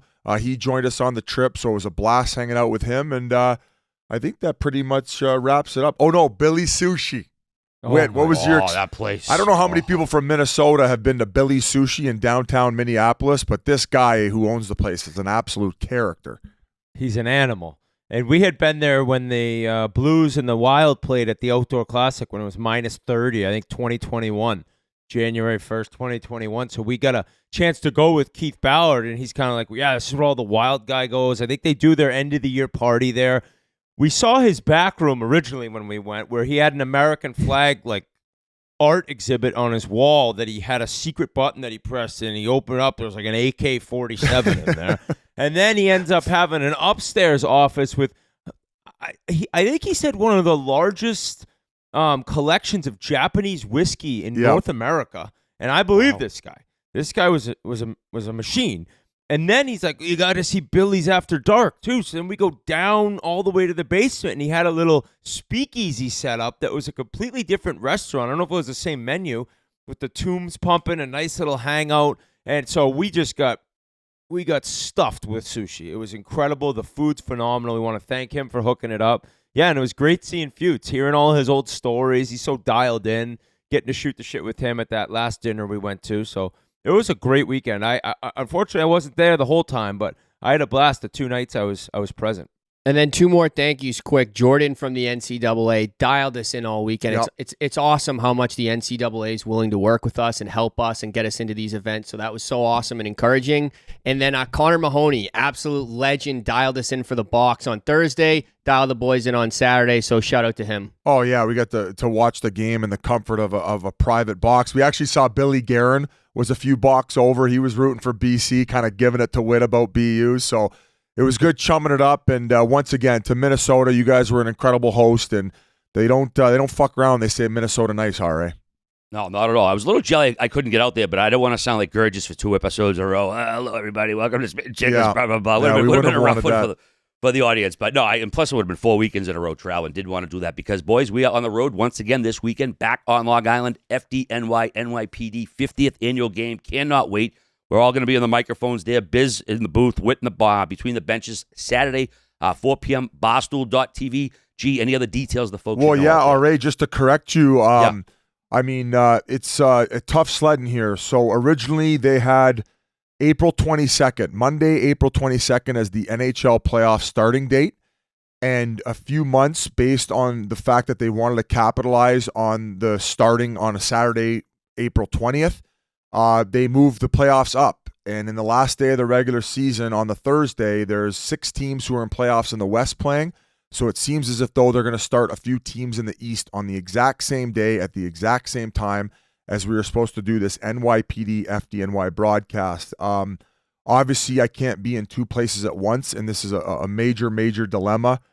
And, after consulting with Dave and Whit and our side and them being as gracious and nice as they are, they've kind of basically given me permission to miss it for the opening of Stanley Cup playoffs. And I'm gutted. It's been affecting me for a few weeks on having to eventually decide to be in the seat with TNT for the start of Stanley Cup playoffs. And it sucks. I don't know what else to say other than, I won't be at FDNY NYPD, a place where I had such a fucking blast last year for the 49th annual and getting introduced to what the game means and the celebration of all the brave people and all the sacrifices they make in order to protect us. And now this is the 50th anniversary and I'm going to miss it. So I want to apologize to everybody. And it's going to suck, but I know that the guys who are going to be there are going to represent us well, and it's going to be a hell of a hockey game, much like it was last year. And you guys are going to bring it home. And I hope that Biz, everybody... you'll still be a part of the broadcast as well. Yeah. Like, you're not going to be completely barred from it. We're gonna Skype you in essentially from Atlanta. We have some pregame interviews planned. We have your face will be all over that broadcast. Chiclets fans don't need to worry about that. You just won't physically be with us on Long Island. Appreciate that. Yeah, I appreciate you making that clear. And TNT is going to make it easy to integrate that. I'll be doing it from TNT Studios in order to kick off the opening of the show, and I believe that starts at 3:45 Eastern time on Barstool.com or wherever the links will be posted. Whether 4:15, it's on 4:15. Excuse me, a 45-minute pregame. So, so we'll figure out a way to make it as good as possible. But once again, all those who are hoping to tune in, I won't be there, but we love you guys and appreciate you nonetheless. Well said, Biz. Well said. I know, Biz, some people may dispute regular seasons, one better than the other, but I think we can all agree this is the best wild card race ever. That's why we're going to come on later tonight, like we already mentioned. A lot of high drama going on, but we got to talk about your boy, Austin Matthews. He hit the magic number, before number 70. He's got 2 more cracks at giving us the first 70-goal season in 31 years, back when Alexander Mogilny and Teemu Selanne each had 76. Regardless of how it goes out, right now there are only 8 guys in the history of the NHL have scored more in a season than Austin Matthews. Gretzky, Brett Hull, Lemieux, McGillney, Esposito, Selanne, Curry, Nichols. So, however it turns out, this is just one of the most epic seasons ever for a goal scorer, Biz, in the last 40, 50 years. Fuck, man, 10 in his last 8 games, and he just keeps... I thought it looked like it was over. That's what I'm saying, man. It looked like it was untouchable, and then he just goes on this late season rip, and I mean, that's why, man, I'm so confused as to who the MVP is. I still think I have McKinnon out front, but anytime the next game shows up, the next guy is doing something even more magical. So it's a good problem to have for us, but what Austin Matthews has done 5-on-5 and even strength as far as goal scoring, yet not sacrificing any part of his defensive game and what he does there, and the numbers back that up as well. A marvelous performance and forever engraved one of the greatest, if not the greatest, Toronto Maple Leafs of all time based on this performance. Guys, the greatest goal scorer who have ever lived by the time it's said and done, Ovi, he's never gotten 70 before. Austin Matthews is going to fucking do it this year, and he's going to do it tonight against the Florida Panthers. I know we're recording this Monday, but he's going to fucking do it if Sheldon Keefe puts him out there enough on the ice. Because right now he said that it's a fucking distraction. He certainly did the other day. Well, let's go into something different that pertains to the chase for 70. And yes, it has been the craziest thing to me is he can score in so many different ways. Now he's got this one-timer off the face-off, kind of near the blue line. He's ripping that thing home. You've seen a couple goals from the corner where he slides it on the ice. You know he can go near side or 5-hole. He'll bank it in off a defenseman or the goalie. His patented in the middle quick snapshot. It's just he's the greatest goal scorer that the league has right now, and he is on pace to somehow beat the Gretzky record, which will be the Ovi record. So you can't say enough amazing things about him. I can't wait to see him playing a Team USA jersey next year at the Four Nations. The issue at hand for Leafs fans is Sheldon Keefe. He's coming out. He's saying this is a distraction. He's talking about this being a distraction, Biz. What the hell is going on in Leafland? He's flying around. I think he wants a redo on that one. I think he might want to think? Well, but hey, you got to remember though, he's probably being asked about it 10 times a day for the last 75 days. No? Every day in your face. It's like, I just don't want to talk about one individual on this team. I want to talk about the game at hand. I want to talk about what we're looking forward to. And I want to worry about the Stanley Cup playoffs, in which we really know if they don't get out of the first round, nobody's going to be talking about 70 goals. They're going to be talking about which superstar they should be shipping out of town in order to finally figure out the fucking answer on who's been overpaid and how the hell do we keep going in order to lift Lord Stanley. Because they haven't done it since fucking 67. So I understand what you're saying. When I saw the clip, I'm like, oh no. Like, we're at like 68, 69 here, and you're saying that like it's about to happen. Like, why would those words come out of your mouth? But it's probably just this built up frustration of getting it asked over and over and over and over again. But I'm not going to sit here and excuse the fact that he needs a redo on that answer once he breaks it in Florida on game 81. That's it. That's all I got. I got nothing to defend, Whit. Okay. Like, what more do you want me to say? You're not trying to defend it. I thought you'd come out with some wild and hot biz take that it was a good thing that they're going to rally around the coach. So I got nothing now. It was just a major malfunction on Sheldon Keefe's part, because if it's a guy taking bad penalties, yeah, that's a distraction. We got to end this.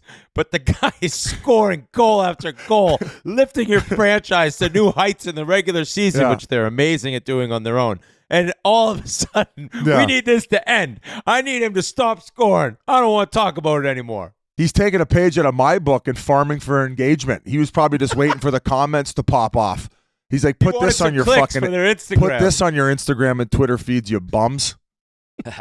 Will do, Commander-in-Chief. Biz, looking up the numbers for this segment, I mean, Phil Esposito obviously played here 100 years ago. First player to crack 70. He had 4 60-plus goal seasons in a 5-season span back in the 70s. He led the NHL in goal scoring every year from 1970 through 1975. 6 years in a row he led the league in scoring. And one of the most explosive scorers of his decade. I think the only other guy from the 70s who appears in like the top 100 goals in a season is Mike Bossy. So, Phil, I just want to give a little shout out to Phil Esposito. The fact that Matthews is more than likely going to finish third in MVP voting after getting 70 goals just tells you where the state of the National Hockey League is. And one of them is going to have 100 points, or 100 assists, and a guy with 100 points is going to be left off the ballot. And which guy's that, Whitty? Your boy in Edmonton. Crazy. We've entered the Galaxy Zone. You think McDavid won't be on the final 3 ballot? I know. Not if Matthews hits 70. Not a chance. Not after a slow chance. Or listen, chance. Buddy, none of those other guys had a slow start. And McDavid did. It's Connor McDavid. It's the biggest face of the NHL, and I do not think he won't be on that. Ballot. People are going to think now we're farming for engagement. I think that 75% of hockey fans would have the ballot as Matthews, Kucherov, and McKinnon. Those 3 guys right there. Because you can't really make a case to keep either of those guys off. Where you Kucherov getting 100 assists is what would keep McDavid off. And I do feel bad that I didn't mention, when I went on that rant about what 100 assists means to me, I didn't mention Kucherov. How many assists did he have in a 3-game? He was at like 91, and all of a sudden, boom, he's at 98. So I apologize to Tampa Bay fans. I don't think it takes anything away. I think it's still just so incredible that it happened with 2 guys in 1 year. But for him to do it as well with that many more points than McDavid, I guess that is what would leave him off because of the Matthews 70. Dive into it a little bit more. We bring Frank Seravalli on in a few minutes. But boys, there's only 4 days left in the season, right? We're still waiting on 7 series, 3 divisions, 2 playoff spots, and a President's Trophy. Going down to the wire here, but we do have 1 series. We know that's going to go down, so might as well do the preview right now. Colorado versus Winnipeg, the only official playoff matchup as of today.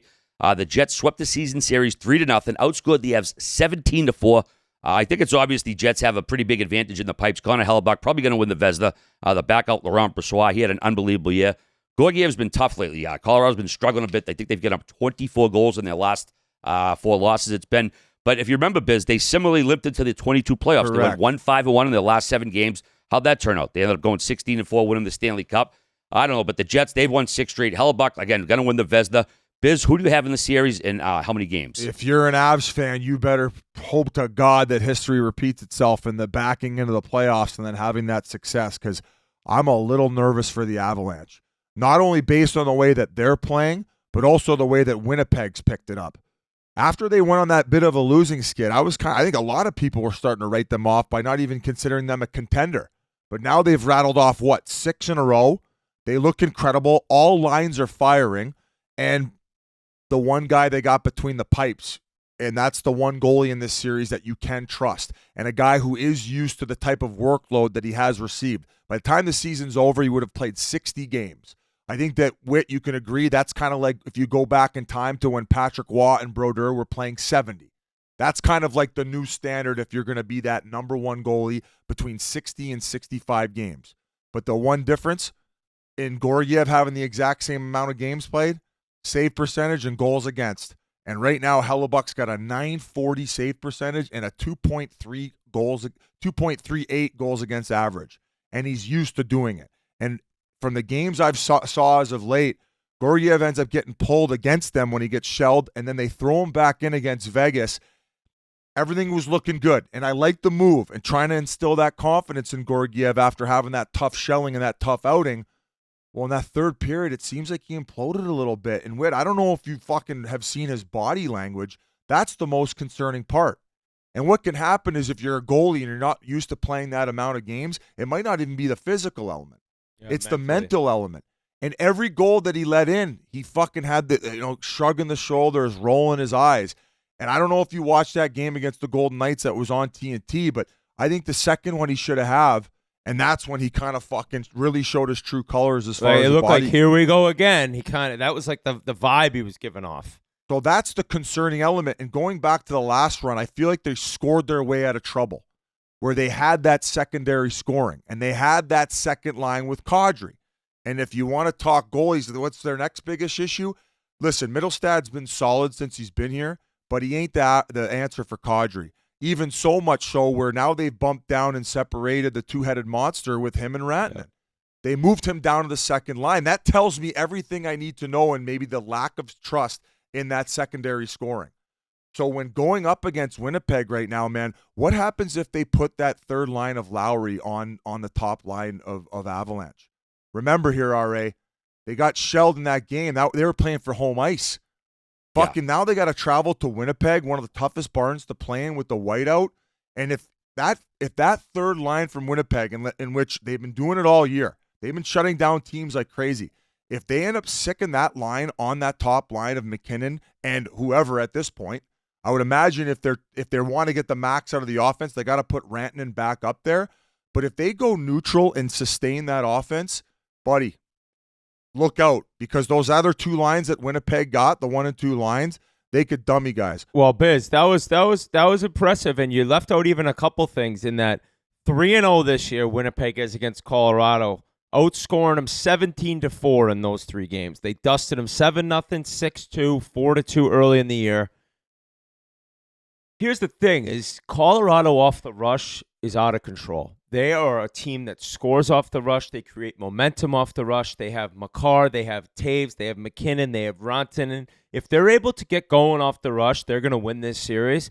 But if somehow it turns into a cycle game and it turns into a defensive battle, I would not be surprised at all if Winnipeg won. I think it's going 7 games no matter what. I think Winnipeg having that home ice advantage is huge because that crowd is going to be electric. We got the whiteout. We got the crazy Canadian fans who their fandom has been called out this year.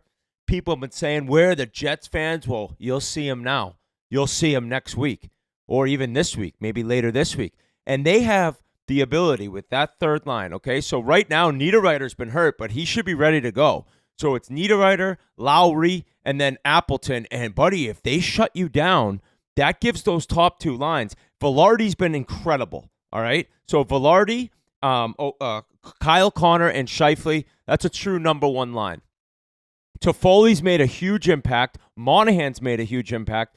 That deadline that they had, even though Monahan was a little bit before, those were the things they needed to address. Monahan's made that power play much better. The power play still and the special teams, that's a big-time win for Colorado. I think Colorado's 6 PP and maybe 12th PK. Winnipeg's in the 20s in both. So a special teams game, that really is going to help out the Avalanche. My reason for picking Colorado is because of the star power. And I don't see the season that McKinnon's had, him bowing out in the first round, especially with what happened last year. They lose Game 7 on home ice to Seattle, and then he comes back with this effort this regular season, along with Makar. That's two players that Winnipeg cannot match up with, no matter what happens. The only chance they have is if Hellebuck plays the way he has been, then I won't be surprised. So me saying they have no chance, it's crazy considering I'm picking Game 7, which would be in Winnipeg, but maybe that'll help Colorado not being at home.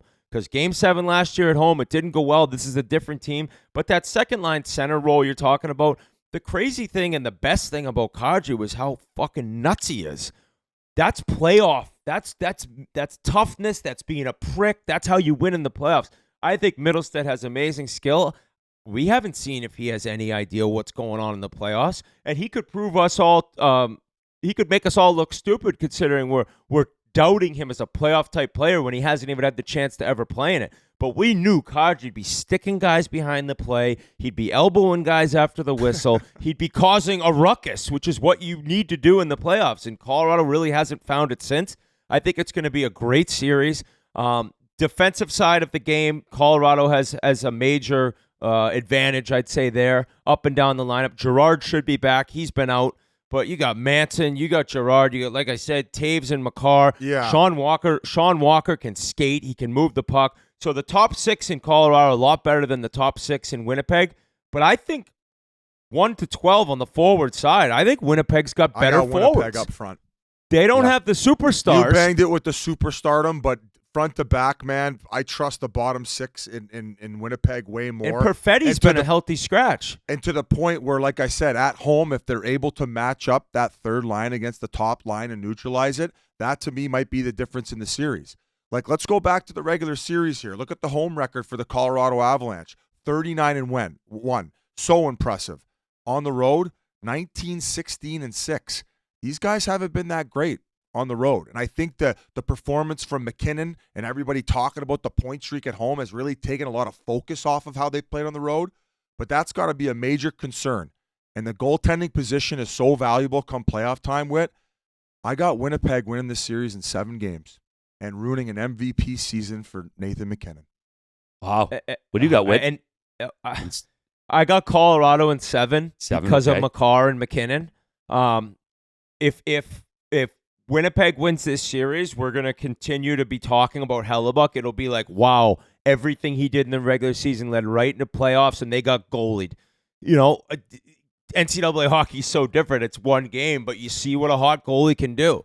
And Hellebuck is the guy in the entire league right now that can carry a team to win a few rounds. And with the depth up front and the way they've turned it on late, Winnipeg is going to make this a hell of a series. I can't wait to watch this series, but I just think the star power and what happened last year puts Colorado over the top.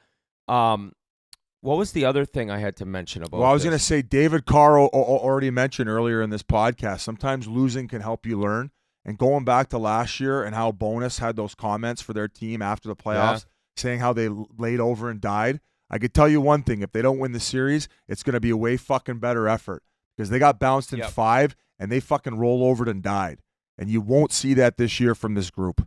So it's going to be a fucking great series, a great matchup.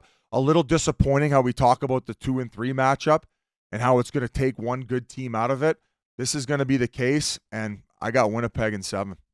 And on Winnipeg's defensive side, I know I kind of dogged their D a little bit, but that bottom pairing of Logan Stanley and Dylan Sandberg, they're enormous. They're monsters. So granted, they don't have the best feet, but dude, if that's what I'm saying, if this is a rush series and Colorado is scoring off the rush, they're going to win. If this turns into grind them out and cycle hockey, yeah, if Winnipeg wins, I wouldn't be surprised. And the Vegas line being Colorado's minus 130, that shows you, like, they know. Vegas knows. This is going to be, I think, a 7-game series with what I hope to be a classic Game 7 in Winnipeg. But I got Colorado. All right, yeah, I think it's going to be way closer than the season series. The Jets, they got 12 forwards and double-digit goal scorers, and one defenseman in Morrissey. Obviously, Colorado got the explosiveness with McKinnon, Rantanen. But like going to what you said, Biz, the goaltender, man, Hellebuck's just been lights out all season. Probably going to win the Vezina, and what we've seen out of Georgiev lately just hasn't been that impressive. I got Winnipeg in 6 myself. Wow, I wouldn't be surprised. Yeah. On the road in Colorado. Yeah, I just think after what you mentioned after what happened last year, people thought this team was dead in the water. Then they re-signed those 2 guys.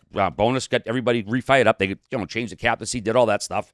I feel like they're a completely different team, and yeah, I think Winnipeg is going to advance. And it's funny, go back to that 2018 team that went to the Western Conference Finals. There's only 6 guys remaining from that team. That was only 6 years ago. So yeah, that's a long time in the NHL and pro sports. It is, but. It's indicative that, those guys are still there. They know that they had that taste, I guess, a few years ago. But, Gee, what do you have in this series, buddy? I got Avs in 6. I hate going last because you guys, I'm so easily convinced. You're telling me. I'm listening to Biz. I'm like, I'm going to go Winnipeg. I'm listening to Whit. I'm like, I'm going to go Colorado. But originally, I had Avs in 6. I think McKinnon's playing the best hockey of his career. He's a man on the mission. Winnipeg's got the better goalie, but I think Colorado's top 6 and defensemen are just overmass anything else Winnipeg has. So I got Avs in 6 on home ice. All right, before we go any further, here's a few words from our friends over at Labatt. Whether you're at Beer League or just watching some hockey with the squad, you cannot find a better beer than a fresh Labatt Blue Light. Lots of things go better together, of course. Hockey, food with friends, golf, lots of stuff. But if you really want to take things to the next level, drink some Labatt Blue Lights with your friends and live life to the power of we. I can't stop thinking back to September, me and Grinelli up there, Buffalo, the Chiclets Cup, endless Labatts all weekend, whether they were blue lights, regular Labatts, everybody was slurping them down. Great stuff, and I'm sure Sabres Mafia's got a few of them tucked away. Tough season this year, which means you don't want some of those blue lights tucked away, but with the way things have gone for them, I'm sure they'll have a few this offseason as well. Hopefully things turn better for the good folks of Buffalo. But in the meantime, remember, take a page out of the Labatt Blue Light book and enjoy your biz together so you can live life to the power of we. Find Labatt Blue Light at labattusa.com/finder. All right. I don't know if this is a Chiclets bump, but did you see they're going to do a staggered schedule for playoff starts, Biz, this year? Buddy, I think saw everybody that. under the sun has been asking for staggered starts.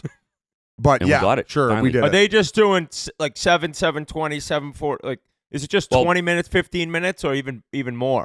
It was like one game will start 7, then one at 7:30. In other words, they're not starting, at least in the first round, games are at the same time, which is perfect. Which is all we ask for. We don't want all games going to the break at the same time. That doesn't help anybody. Forget if they both go into overtime at the same time. I just love at intermission throwing on the other one. It's more about not having to take a break. And sorry, Biz, I know you're the intermission report guy, but you're just flipping around game to game. You don't have to have that 15, 17 minute wait. I'd be changing the channel if I was on television too. Oh yeah, I'd be changing the channel if I was on television too. Also, we're going to have a new playoff schedule. Gee, why don't you let the folks know what our playoff schedule is going forward here, buddy? Yeah, awesome playoff schedule idea this year. We'll have new shows on Monday, Wednesday, and then game notes will be on Friday. Here's the kicker. Wednesday will be recorded live at noon. So it's going to be a live show just like the unnamed show, just like game notes is, where there'll be a chat. We'll be interactive, and it's something we haven't done before, but we think it'll be a nice touch. And Monday, Wednesday, Friday for the first couple rounds of the playoffs. What's better than that? We'll also mix in some live streams like we've done in the past where we're all remote. We're bringing in celebrities and guests and all that. So we're excited for the playoffs. Monday, Wednesday, Friday, mix in some streams. You got Biz on TNT every night. You can't beat it. And for everyone who could be just panicking for a minute, that Wednesday live show will be up as a podcast pretty quick. So immediately. Sunday night, we're going to be recording late. We'll have that ready for you Monday morning. Wednesday, noon Eastern, 10 o'clock in Edmonton, 9 o'clock out in L.A. And then you can, if you can't watch live, boom, pod's going to be up right away. So you just won't have it Wednesday morning. But I think us being live will be pretty cool. And then Friday game notes. So good description. So the viewing experience on the Wednesday on the YouTube, can they get in the chat much like game notes? Is that going to be a thing as well? So that's not really something we've given enough access to from our fan base perspective. Sometimes we do them during the live streams, but this will be a new type of engagement. So if you are around and you can experience the live viewing, you can get involved. Yeah, Singsy's going to be leading the charge there. Singsy leads the game notes chat. He's going to be leading the Chiclets chat. So Chiclets live every Wednesday at noon. I think it's going to be an awesome touch. We'll have some surprise guests. We'll have some actual guests. it's gonna be fun, and we want to hear from you guys. I think it's good to get the people in the chat, good ideas, good topics, picks, everything. Absolutely, man. I can't wait. Boys, obviously there was other huge news this week. Your Coyotes, Biz, are going 660 miles north to Utah. We brought on the great journalist Frank Seravalli to dig into this. So, boys, should we send it over to Frankie right about now?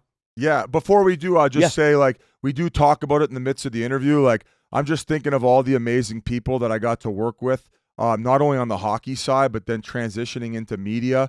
I was blessed to play and work with the Arizona Coyotes organization, and it's a shame with some people are going to end up losing their job, and it's a special place in my heart. I'm thinking of all of you right now, and not only just the people and potentially losing their jobs, like the communities that they've built and all the grassroots programs as well. And I mean, you could talk to Austin Matthews and Matthew Nyes, like, are these guys even in the NHL if the hockey hadn't been to the desert? So, and as far as Matthews concerned, he's one of the best players on the planet, right? So hockey belongs in the desert. They haven't been able to figure it out yet, but I know that it's going to be back with great ownership at some point, and I look forward to that day. And I look forward to seeing all the amazing fans that supported this team through some of the most tumultuous times. And regardless of where we were at, they kept showing up to games and supporting us.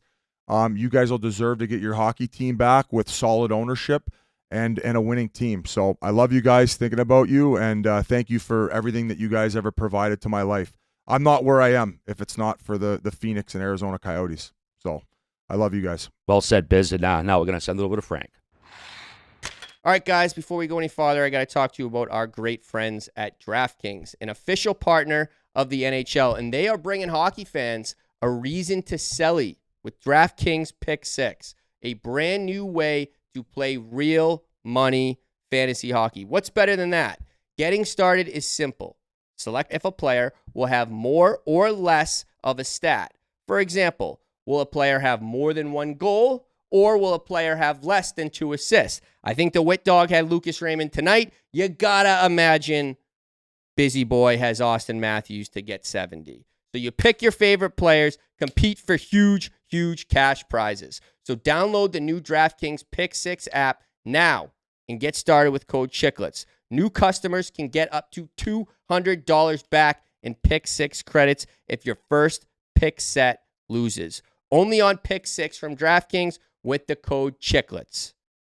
Crown is yours. Well, it's great to welcome back this intrepid reporter who stays on top of everything in the NHL over at dailyfaceoff.com, and he's going to help us wade through this crazy Coyotes to Utah story that's left head spinning all over the league. Thanks a bunch for joining us on the Spittin' Chiclets podcast. Frank Seravalli, what's up, pal? How you been? Good to be back with you guys. What's going on? Always a pleasure. Coyotes are leaving. Biz's team just falling apart at the seams.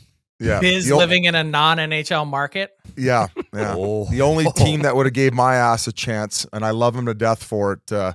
They're leaving town, buddy. So we need the whole story. You've been following this right from the beginning, and you've been very open and honest about it, and quite frankly called out maybe some of the lies and bullshit that's been spewed from, like, I don't want to say mainstream media, but just maybe the other side. Yeah, I mean, look, it's an emotional topic, first off, and there's also been 2 decades worth of history to point to and say the NHL has been steadfast in its belief and value of importance that it's placed on having a team in Arizona. So a lot of people, go back to the bankruptcy court, all that stuff that happened 15 years ago.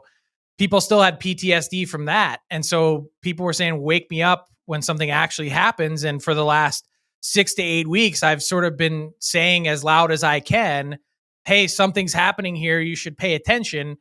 And, I got smashed by Coyotes fans, and that's okay. I understand, the spot that they're in. They don't want to lose their team. I feel bad for them. I mean, you consider the spot that fan base has been in, multiple owners, not a lot to root for in terms of success on the ice, and no permanent arena. I mean, this has been dangling over that fan base for a long time. And, hate to be the bearer of bad news. It's just things are happening behind the scenes. I was under the impression when they lost the original bid, Tempe, correct? Yeah. that was when, to me, it was like, oh, I think this is dead.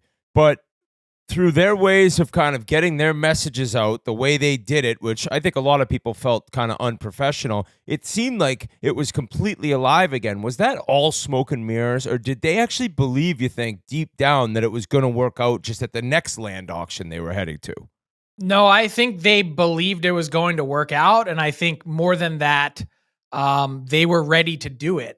Here's the thing. They still actually, and when I say they, I mean Alex Maruello, he believes that he can get this done, which is why he's going to continue to, try and have some skin in the game here. And he has a 5-year option to essentially, quote unquote, reactivate the franchise, which would technically be through expansion.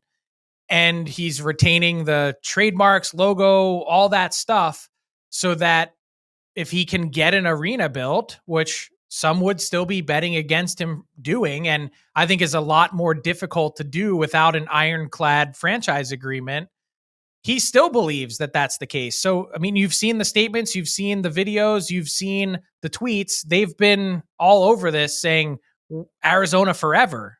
I know that's music to business ears, but I'm a personal believer in the market. I know hockey can work there. They just haven't had the right setup for 2 decades now. And when that happens, when you're in the wrong arena in Glendale, when you have the wrong owner signing his name to checks, that becomes really difficult. When you say that, are you basing on the fact that it's going to be maybe hard for these guys to get it done based on the relationships that they've established or lack thereof since they've been in Arizona? Like, you just made a comment, like, if they're signing the checks. Them specifically, is that what you meant? Yeah, I think more so just in terms of put yourself, you guys, with all your different ventures, you guys are businessmen. You understand this when I say it. It's really hard to dig in your pocket and spend more than $1 billion, which is what it's going to cost to develop that land, build the entertainment district, do all of that with a guarantee that some would say, depending on the legal language that comes out of this week, could be flimsy. Would you spend $1 billion if you had a 75% chance of getting an NHL team, or would you want it to be 100%? So the NHL is going to put in terms and conditions here and thresholds that Alex Maruello is going to have to hit over the next 5 years. You've got to build the arena. This, and this need to be in place. You've got to play nice. All those things, that all needs to line up perfectly for him to get a team back in Arizona. And if not, I don't have any doubt that at one point in the near future, there will be an NHL franchise in Arizona. It's a question of when, and it's a question of who's going to own it. Frank, is there a part of the league that's trying to run out the clock? Maybe like they got to give them the 5 years, but maybe secretly they're hoping it just doesn't pan out and somebody else pops up to maybe be a new owner there? I think that's a fair question because a lot of people have been asking, including Coyotes fans who have, they're pulling their hair out with these last couple weeks and how it's unfolded. They feel like they've had the wool pulled over their eyes. The question has been, if the NHL has worked so hard to get out from under this guy, why would they then, in a 5-year period of time, jump back in bed with him? And I don't know the answer. My guess would be that this was a machination in order to make this, happen. That they had to, without a firm, concrete date, that new arena would be open, they had to make some difficult choices and decisions, and they probably had to pay Alex Maruello $1 billion, which is more than they probably wanted to in order to make this happen. So what happens from here? There's going to be a ton of negative press. There's going to be a ton of negative energy that exists in that market with anything that Alex Maruello is connected to. That's just my guess and opinion based on how things have unfolded to this point. And then we'll see, can he make it happen in a 5-year period of time? And what happens if the clock runs out? So we had Craig Morgan on from Go PHNX, and it seemed to be that he was almost kind of a mouthpiece. And I hate to kind of say that, but he had come on our show and said all these things, and about 24 hours later, they were all proved to be kind of not true. And I know that your Daily Face-Off and you and Gregor's show has become very, very well respected because you guys are opinionated and you deal with kind of the blowback. The whole time you were reporting, out there, that was one of the outlets that was kind of coming at you. So you're sitting there saying, listen, I'm getting info I trust. I'm sorry to tell you, but it goes completely against what you're hearing. Pretty much. I mean, that's the basis of their look. I would never disparage Craig or PHNX. I think those guys have invested a ton. Craig is a great guy that obviously works hard in what he does and has become a trusted voice for Coyotes fans for the last while that he's been on the beat.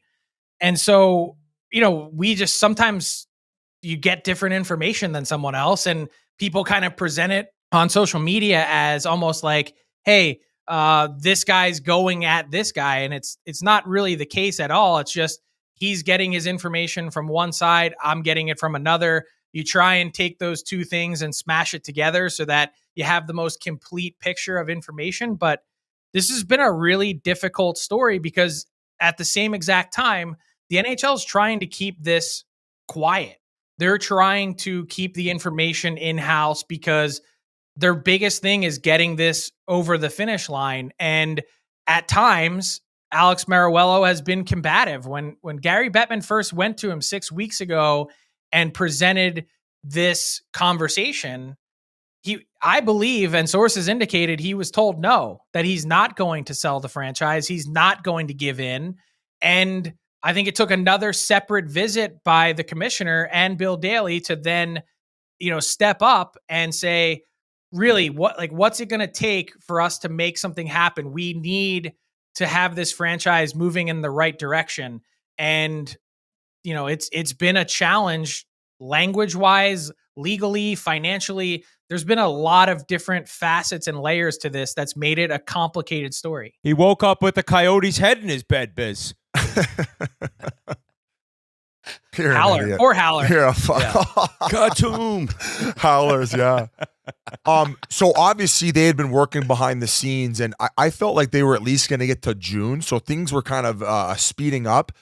Does it have a lot to do with maybe the players and the agents calling, saying like, what the fuck is going on here? And like, this is just not realistic long term. Like, is that what finally sped it up, or was it more from a financial perspective from the league? Like, obviously money talks.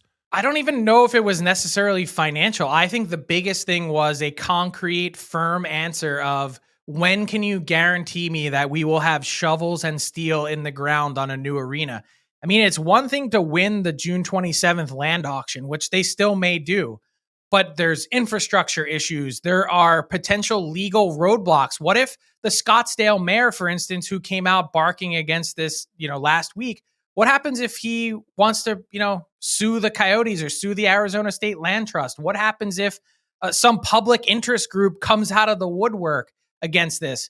It all slows it down. And so the Coyotes and the NHL needed a firm answer. Hey, we are building on X date. And there was, even if everything went perfectly, there were no hiccups, no issues. The funding is all there. The land auction is won. We're looking at an October 2027 puck drop in a new arena. That's a long way off, and a bunch more years to add into Mullet Arena, which is a great atmosphere if you're there. But from a league revenue generation standpoint, it's not working. One of the things, though, I will say, you mentioned the players, that I found really interesting in some of the reporting, and perhaps maybe, again, we're just talking to different people, but I've seen various reports that say that Coyotes players are disappointed to be leaving Arizona. I think maybe the sun and what a beautiful place to live, maybe that's part of it. But I can just tell you, I talked to one player over the weekend who pushed back against that notion specifically and said, who in their right mind is sad to leave? We've got the worst plane. We've got the worst hotels, the worst food. Our staff has the worst budget. We can't get anything done that we want to. We feel like we're playing in a league other than the NHL. How do we find a way to, just have different vibes, different energy, different everything? And I think Ryan Smith in Salt Lake City is going to answer all those questions. Yeah, so I've heard Ryan Smith's already reached out and like taken care of people like just first class. That's the other side. And, I've never had any personal issues myself. And I said this on the last podcast with the Morellos. Like, they've always been kind to me, but I've also always been able to provide them something. So I can't speak to some of their people. They better be keeping you happy. Well, but in the same breath, I hear stories like hotel bills aren't being paid. Like people are being asked to have their salaries cut by a certain portion, but meanwhile they're getting a check stroke to them for what, $500-600 million profit. So how much do you believe in all these stories that you've heard behind the scenes has to do with that? They probably won't be able to get something done based on these relationships that I mentioned earlier. Like a lot of people don't have positive experiences with them. What are some stories that you've heard? Like the hotel thing, is that true? Like, did you hear about that? I believe it to be true, yes. Multiple sources indicated that at some point this season, the Coyotes had not paid hotel bills from their stays on the road. And look, I always say the NHL is the world's smallest $6 billion industry. Everyone knows everyone. And that includes, there's only a certain number of hotels that teams stay in around the league. They all talk to each other. And when you don't pay your bills, my understanding is what they ended up doing is banding together and saying, hey, if you want to stay with us in the future, fine, no issues, but you're going to have to present a check on check-in, basically to pay your bill in full before you even get access to the rooms, because we're not going to chase you for the money after the fact, whether it takes 6 months, a year, whatever kind of discount the Coyotes wanted to self-apply to some of their bills, which Katie Strang from The Athletic had reported earlier. You know, you get a bill in the mail and all of a sudden they cross out the number and pay you 20% less. I mean, getting 80% of what the cost of something was, like, that's not an appropriate way to do business. And I'm told that the league had stepped in regarding this hotel issue at some point this season and said, hey, nip this in the bud, make sure you pay all your bills. Well, there you go. And there was a lot of people that were having to constantly like put these fires out who have worked for the team, and like people that I love and trust, slowly they're leaving. And then the ones that are even still there maybe aren't being taken care of the way that they should be. And it's like, from an emotional aspect, it's like, what the fuck is going on here? And the more you dig into it, like you've been saying, it's like, it seems to be the case where a lot of places around town are experiencing exactly what those hotels were. It just wasn't what the hotels. So this reputation is ultimately going to lead to this not getting done by this ownership group in town, because who the fuck would trust them if all these things that are being said to you, to me, to other people like you said, that they're talking. So not to mention Biz and Frank, like every single step along the way, they just like fell over their own feet. It's like, look at the Twitter account. It's just so unprofessional on so many different levels, where you can't just look at one thing that was a minor screw up. It's like every asset and every facet of the entire team. You're like, what are you doing? So at some point, I totally see what a player told you. Like, I just don't feel like I'm in the NHL. I've worked my whole life. I'm here. It doesn't feel like what everyone around the league's telling me that they experience. And it's unbelievable at times to even watch some of the things happen that happened. Just something as simple as the statement that they sent out over the weekend in all caps that suddenly became a meme going around the NHL. They left the cursor up on the statement on the screenshot. Like, people, I saw one, someone had, crossed all that stuff out and wrote a hilarious, parody of the statement.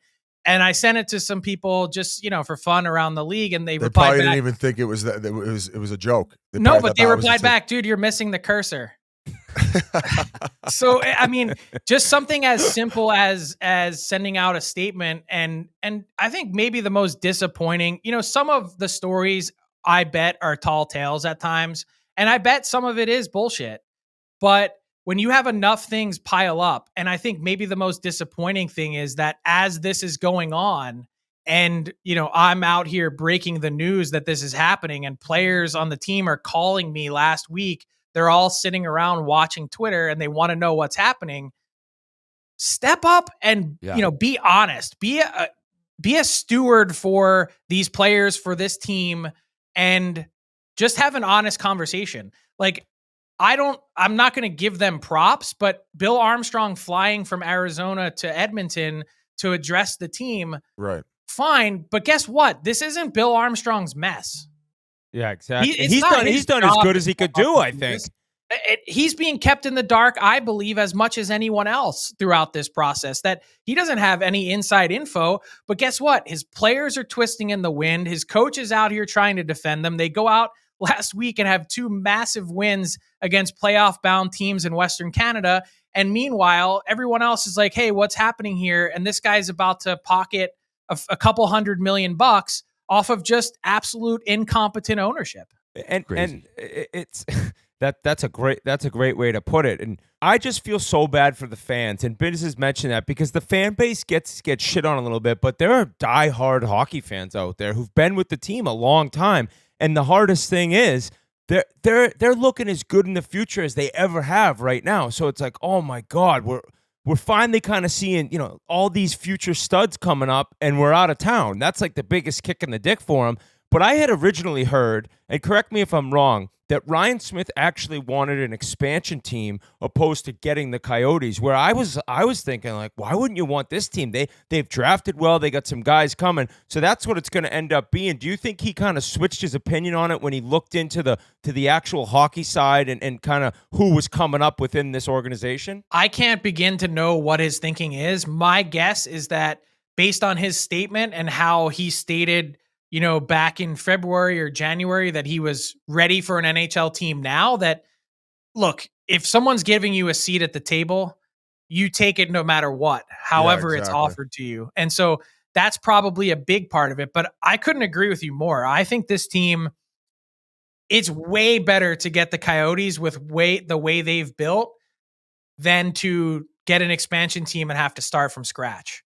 Because all of the things that Arizona's already assembled, Cooley, Gunther, the picks, the prospects that are playing in Tucson, like all of that stuff, transferring over is such a leg up. Plus you have the same benefit of being an expansion team and having all of the cap flexibility that you could possibly want, that I think it's a grand slam upper deck home run to get the Coyotes as opposed to going out and trying to start over. And the other thing is they're going to do it the right way. You're going to rebrand. You're going to have a new image, new logo, new team name. And I think all that's important, not just because that identity stays in the desert, but there's been such a toxic link. That team has been kicked time after time. And that's gone. You can sort of wipe the slate and start clean now. It's not going to be the Utah Coyotes. It's going to be Utah whatever, and I think that's important too. The Soakers. The Salt Lake City Soakers? I think the Army's on that one. I love that. I think he wants a little percentage of jersey sales too. We could get a little, we could get a pink Whitney. Yeah.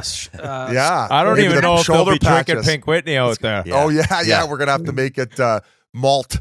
Yeah, non-alcoholic pink Whitney. Frank, where's the NHLPA on this? I don't know if they've made a statement. What's your take on where they stand on it? Obviously, they're limited. I heard they were do, being ignored at a certain point, weren't they? Like they were just trying to get answers. Been completely blocked out of the process. I don't think the Coyotes were too happy with Marty Walsh and what he said at the All-Star break. And frankly, going back to that All-Star break, if everyone wants to try and unravel this thread of how we got to this point, that to me is the answer, because Gary Bettman, as many press conferences as I've seen, as many conversations as I've had with him, I've never seen him stumble, and I've never seen him pause when asked about the health of a franchise like he did at that press conference. He was not definitive. He didn't seem to express much faith in Arizona's ownership. And it was at that exact moment in time that I thought to myself, this team's in big trouble in the desert, because the second that happens publicly, that things are being said behind the scenes that are way worse than that. And I think that trust had eroded to the point where they felt like they had to step up and do something. Fuck, that's got to be a hard job, eh? Like Gary having to fucking deal with all that shit behind the scenes and then like deliver it on air like that when getting grilled by all the interviews. That's a tough gig. I'll tell you what, though. This is truly believe this, a win-win-win. Oh, for sure. It's a win for the league to get a franchise in the hands of Ryan Smith. It's a win for the league to get into a new market that, of the 413 metropolitan areas in the U.S., Salt Lake City is the 4th fastest growing. It's a win for Alex Morello because we just talked about the money that he's getting. I believe he bought the team for $300 million. And to fall into, there's cash calls. He's been writing big checks. There's been a debt service. There's been a lot of things that he's carried, but he's definitely walking away with cash after this is all said and done in 5 years of ownership. And I also believe that this is a win for Coyotes fans. I know that's going to sound batshit crazy when I say it, but my guarantee is that when the NHL comes back, which you know it will, that franchise is going to be playing in a gleaming palace, and they're going to have proper ownership one way or the other. And when that happens, you're going to watch that team take off like a rocket ship. And I'm from the outside, but I cannot see that happening with Morello. I can't. I just, how is somebody going to change that much within a 5-year span in terms of like, all right, let's go. We're coming on back and we got the same guy running the show. So I hope it happens, and I hope it's somebody else there to really kind of bring that franchise forward, because that would make more sense to me. I feel like I have a better chance getting down to my high school weight in 5 years than that, but we'll see. A little off topic, unless Biz, you had something else with the Coyotes when I said tough gig for Gary, I wasn't like chirping. I thought he did an excellent job of presenting them an offer where they could basically get them out of the fucking way.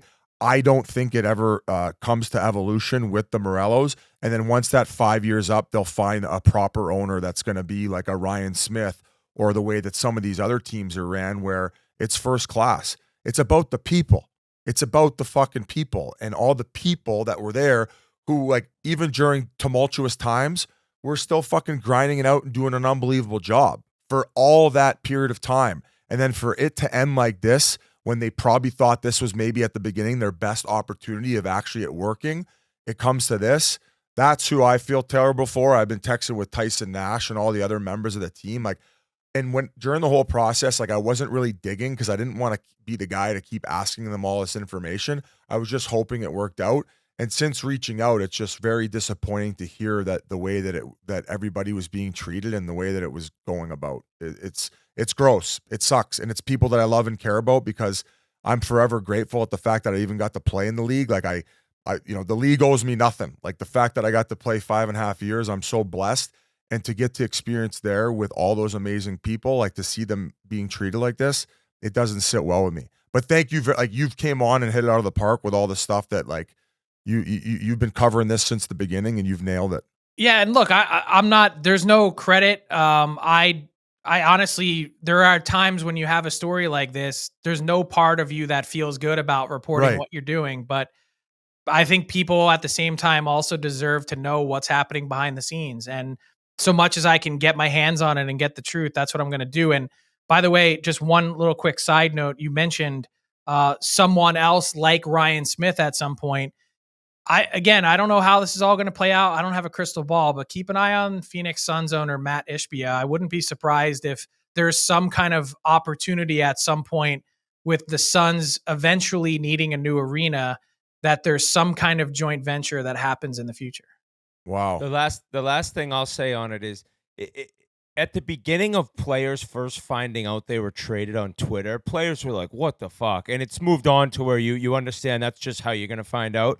But I don't think anyone ever pictured finding out a team was going to be moving on Twitter, right? Like, that's one thing you'd be like, oh, we might be told that prior. So it just seems the technology and the change and how often things get out has changed that much. But in changing subjects for you, about 10 games into the season, I said this, 30 games into the season, 50 into the season, the Flyers are finally going to fall apart. I said this is going to end, and I was wrong for so long. Do you think it ended up falling apart because of the roster, or do you think when Torts scratched Couturier and kind of the rest of the noise that was around off the ice, do you think that led more to the collapse at the end here? I think it was a bunch of those things at once. I think they had a depleted blue line with injuries that then traded Sean Walker. And I do think the success and run that they had been on, Carter Hart gone, Sam Urson was asked to carry the ball for a long time. That was a heavy load for him. That hurt. And then I'll be honest, like I thought that in talking to players on that team, that they were really frustrated with what happened to Sean Couturier related to John Tortorella and the healthy scratch. It's more than coincidence to me that this team that always found big ways to bounce back all year never had an extended downturn like that until something like that happened. And look, the coach is well within his right to do that. And Sean Couturier probably would be the first to tell you that he needed to play better. But at the same time, with all those other things that happened, with Couturier missing, a long time, almost 2 calendar years, all that added up. And I just felt like watching that team closely, could Sean Couturier have played better? The answer is yes. Could John Tortorella have picked another player on that roster that he had to pull out of the lineup? The answer is also yes. So he didn't. He decided to make the big statement. And it wasn't so much just that, but how about a game against the Islanders a couple weeks ago where they score with 9 seconds left or whatever, and after the game he calls his team soft? Like, they didn't quit the entire game, and he says they're soft. Like, I just think it's one thing after the other that just absolutely grinds you down. Was Torts part of the crew who named him captain, or would that just have been Briere and Jonesy? Well, he's kind of part of the management group. That's what I'm wondering. Yeah. So, like, I'd say on the short list of coaches that have like serious power and control in the NHL, it is Rod Brindamore, Mike Sullivan, John Tortorella, Coop. Maybe Coop, but I don't know. Julian Brisebois he strikes me as pretty headstrong. He seems pretty cutthroat. I think it's a real. He seems like an assassin, to be honest. Like, when I see him, I shake his hand. I'm like, oh my God, I feel like this guy could kill me. Yeah, I've got scary motherfucker. Mm-hmm. So I would say John Tortorella is in that group, and I was told at the time that it was actually his idea. He was the one who came to them and said, "You know what? I think it's time." Maybe that's true. Maybe it's not. That's what I was told. Scratched him a month later. 34 days. Yeah, I felt like at the end he kind of got in his own way and rode the horses a little too hard, where it was like he was like wouldn't answer who the what would you say, Whit? He wouldn't answer who the goalie was, and then all of a sudden he was like apologizing to the media the next day. It felt like every day there was a Torts clip coming out. That's why I said this has been the most entertaining regular season. Like, this guy's been a fucking stand-up comedian the entire time. That's not why. Well, that's part. I'm saying that's a little sprinkle on top. Yeah, that's fair. And look, he is tremendously entertaining, and you do get a ton of insightful answers. But I agree with you, and I think your assessment is bang on that he is his own worst enemy. Who's your MVP? That's been probably the biggest topic going right now. Man, you're not going to like this answer based on your tweets. I think right now I'm leaning towards Nikita Kucherov. Okay. Oh, okay. Yeah. The gap between Kucherov and the rest of his teammates is so significant. Every time Nathan MacKinnon has done something ridiculous, Kucherov answers with a 3 or 4 point game. Well, wait a minute. McKinnon's on the West Coast, so McKinnon's the one answering. Time out here. Maybe not. I mean, you do realize that they don't always play the same day. I know. I'm just fucking with you. What's next? Are you going to tell me that the Earth is flat? No, he's going to ask you what pastrami. I'm going to go straight Kyrie Irving. What's pastrami? Oh, shit. So like, what other factors do you have other than that gap, right? So I think the gap was used kind of the year that Halsey won it when he was with New Jersey, right? Like, what other factors do you feel like weigh into? Like, some people would say, a bit of a power play merchant. Although we had we had one of his teammates reach out to Whit. He can say, Stammer don't care. Stammer wrote me a message. He goes, fucking showbiz this. It was I think what they have 30 more power plays with the Avalanche than they have for Tampa Bay. So he's saying they're getting more power play, so he's getting more opportunities. Where Cooch is coming more in the clutch on the power play. Some people would use empty net points against him. Yep. He's actually set a record, I believe, in the salary cap era for empty net points. There's a million ways you could pick this apart. One of the big things that I've been leaning on is point production against the best teams in the league. So against the top 10 teams in the league, Kucherov is averaging over 2 points a game. Wow. The numbers for McKinnon and obviously Panarin and McDavid and these other guys, they're all healthy, but some more of their point production, meaning averaging more than 2 points a game, is coming against teams 24 to 32 in the bottom standings. feeder merchants, we're going to call them.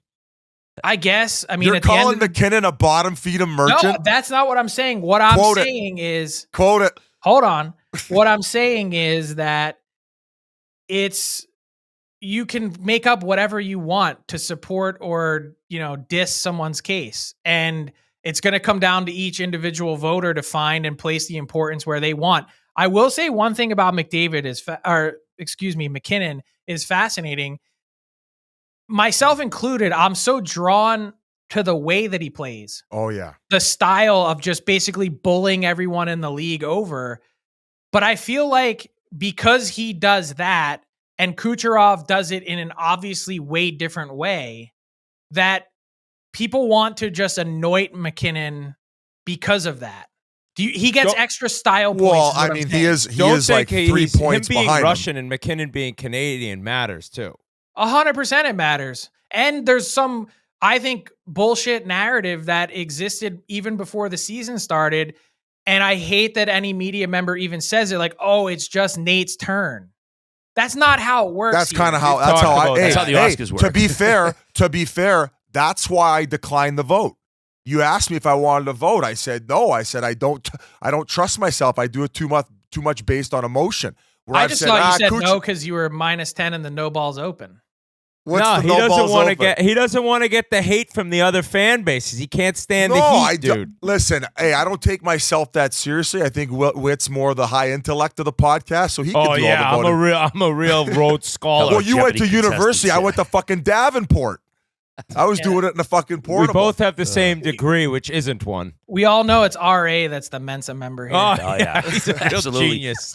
Frank, I do want to go back to the Coyotes But for a I just second. want to quickly go. Just can I hop in? All right. Yeah, but also, you have to factor in McKinnon plays center, so there's more responsibility defensively. So like, there's other factors than just the eye test and me saying, "Oh, it's just his turn." Like, obviously, him being like playing physical, where he actually throws the body. Like, I like my hockey in that regard, where I view that in that intimidation as a valuable asset. So I factor all those things as intangibles. Right? Am I crazy here? No, but feel free to shit on me. Do you agree with my premise that he receives extra style points from people specifically on social media when he scores a certain way? Yes. I like watching him play a little bit more, but that's also based on those intangibles that I think weigh into the voting process, like playing physical, bullying him. It's like, well, he's getting in on the forecheck, like he's being his own puck hound in a certain sense, in where maybe, I'm not saying Kucherov doesn't do that. There's other things that he provides that are more valuable than what McKinnon does, but based on the entire scale and also watching and the eye test and the fact he's only 3 points off of him, and you're saying, how many empty net points does Kucherov have? He had 14 last time I checked. So if you take the empty net points away from both guys, and McKinnon's also leading in scoring and also playing in a conference that I view to be more difficult. Like, I think we could have picked, 6 Stanley Cup winners out of the West. Maybe people don't take Vancouver as seriously now with Demko's health in jeopardy. If you put Winnipeg back in the mix, there's 5 cup contenders that they're playing more games against. So that's kind of just the whole realm of how I was viewing it. And so how do you then reason with exactly what I was saying about Kucherov being north of 2 points per game against the top 10 teams in the league? But that's also, when you said that, I'm like, okay, like that's why on the broadcast I had McKinnon ahead by a lot maybe a couple weeks ago, where all these other things are being thrown at me, where I'm like, fuck, man, with Matthews scoring 50 even strength goals, I'm like, to me, it's a 3-way tie. You fucking guys figure it out. Like, it's just remarkable what each individual is doing. Scoring goals is the hardest thing to do in the NHL. And doing it 5-on-5 in today's era is extremely difficult. He did it 50 fucking times. And he's more above the next guy in goals. There's more like of a distance. It hasn't happened that long in like 24 years. So we're talking decades worth of records being broken. I think the last time someone scored 50 even strength goals, it was Teemu Selanne in 92.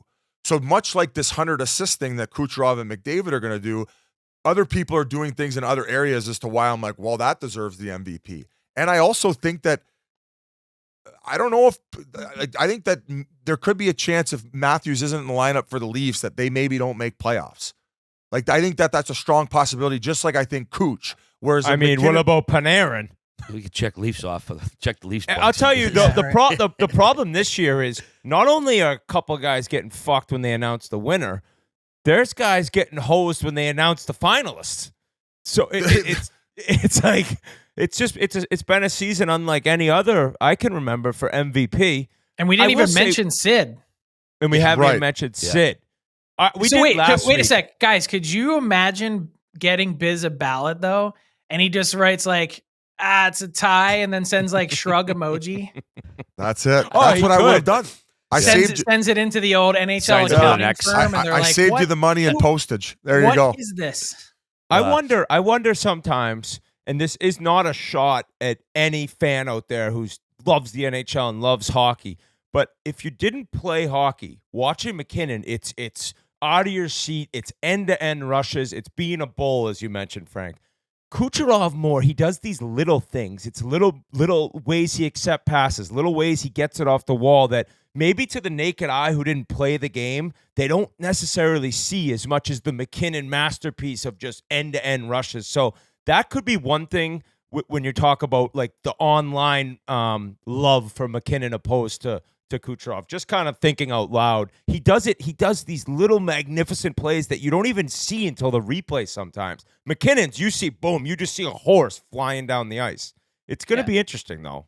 McKinnon is an absolute force of nature. I would describe Kucherov as being sublime. Yeah, I like that. I like that. Frank, one more for you before we let you go. You got to be chomping at the bit to reveal the expansion Coyotes list in a couple more years, right? I mean, look, here's my suggestion to the NHL, and it's free 99, okay? Free advice. If you want to not have information leak, don't make your team submit it 24 hours in advance. Just a coming out. Do it live? Do it live. And then it's like, oh, well, how do we fly guys there to find out? Who cares? Nobody cares. Nobody cares. Yeah. Exactly. That you're going to ask them 4 like softball questions on stage. Like no one and gives it's awkward, a flying and fuck. no one really wants to Oh do that my God. anyway. Yeah. That's a bingo. Fuck Bingo, it, we'll do it bango. live. Free advice. Don't for send anyone, it in 24 hours. Anyone who's who's going unaware, to throw the fish? Who's going to throw and catch the fish in the fucking, what do you call that area? All right, you did it. Pike's Market. I'll go for it. I'll go 2 for 2, Biz. check out Frank, dailyfaceoff.com. DFO rundown, I believe. Keep doing your thing, dude. Great insider, knowledgeable at all things in the game. So we appreciate it. Thanks, guys. Thank you, buddy. Before we go any farther, it's Whit, and I need to talk to you about Verizon. And it's playoff season. The playoffs have finally arrived. This is what we've been waiting for a month. I cannot wait for the Edmonton Oilers to be playing playoff hockey again. It looks like we might have the Los Angeles Kings. We've had an amazing run against them the last 2 years. But to see the city of Edmonton alive, and I love watching games in LA. Great vibe in that arena. But that's one series that I'm obviously keeping a close eye on. But there's 7 other ones. It's going to be fantastic hockey. It's going to be an amazing time. And with Verizon's fast, reliable network, you can stream all the games on the go or at home and keep up with all the action. So Verizon has you covered during it all. Plus, when you bundle your mobile and home internet plans with them, you can save a lot of money. Visit Verizon.com/Barstool to learn more. That's Verizon.com/Barstool to learn more and stream all the NHL playoff action. Big thanks to Frank Seravalli for jumping on us. That guy's wide in like anybody. Love having him on. Good scoop all the time. But boys, we're just jumping on. What time is it? 10:30 Monday night. What an incredible drive we just got out of Biz.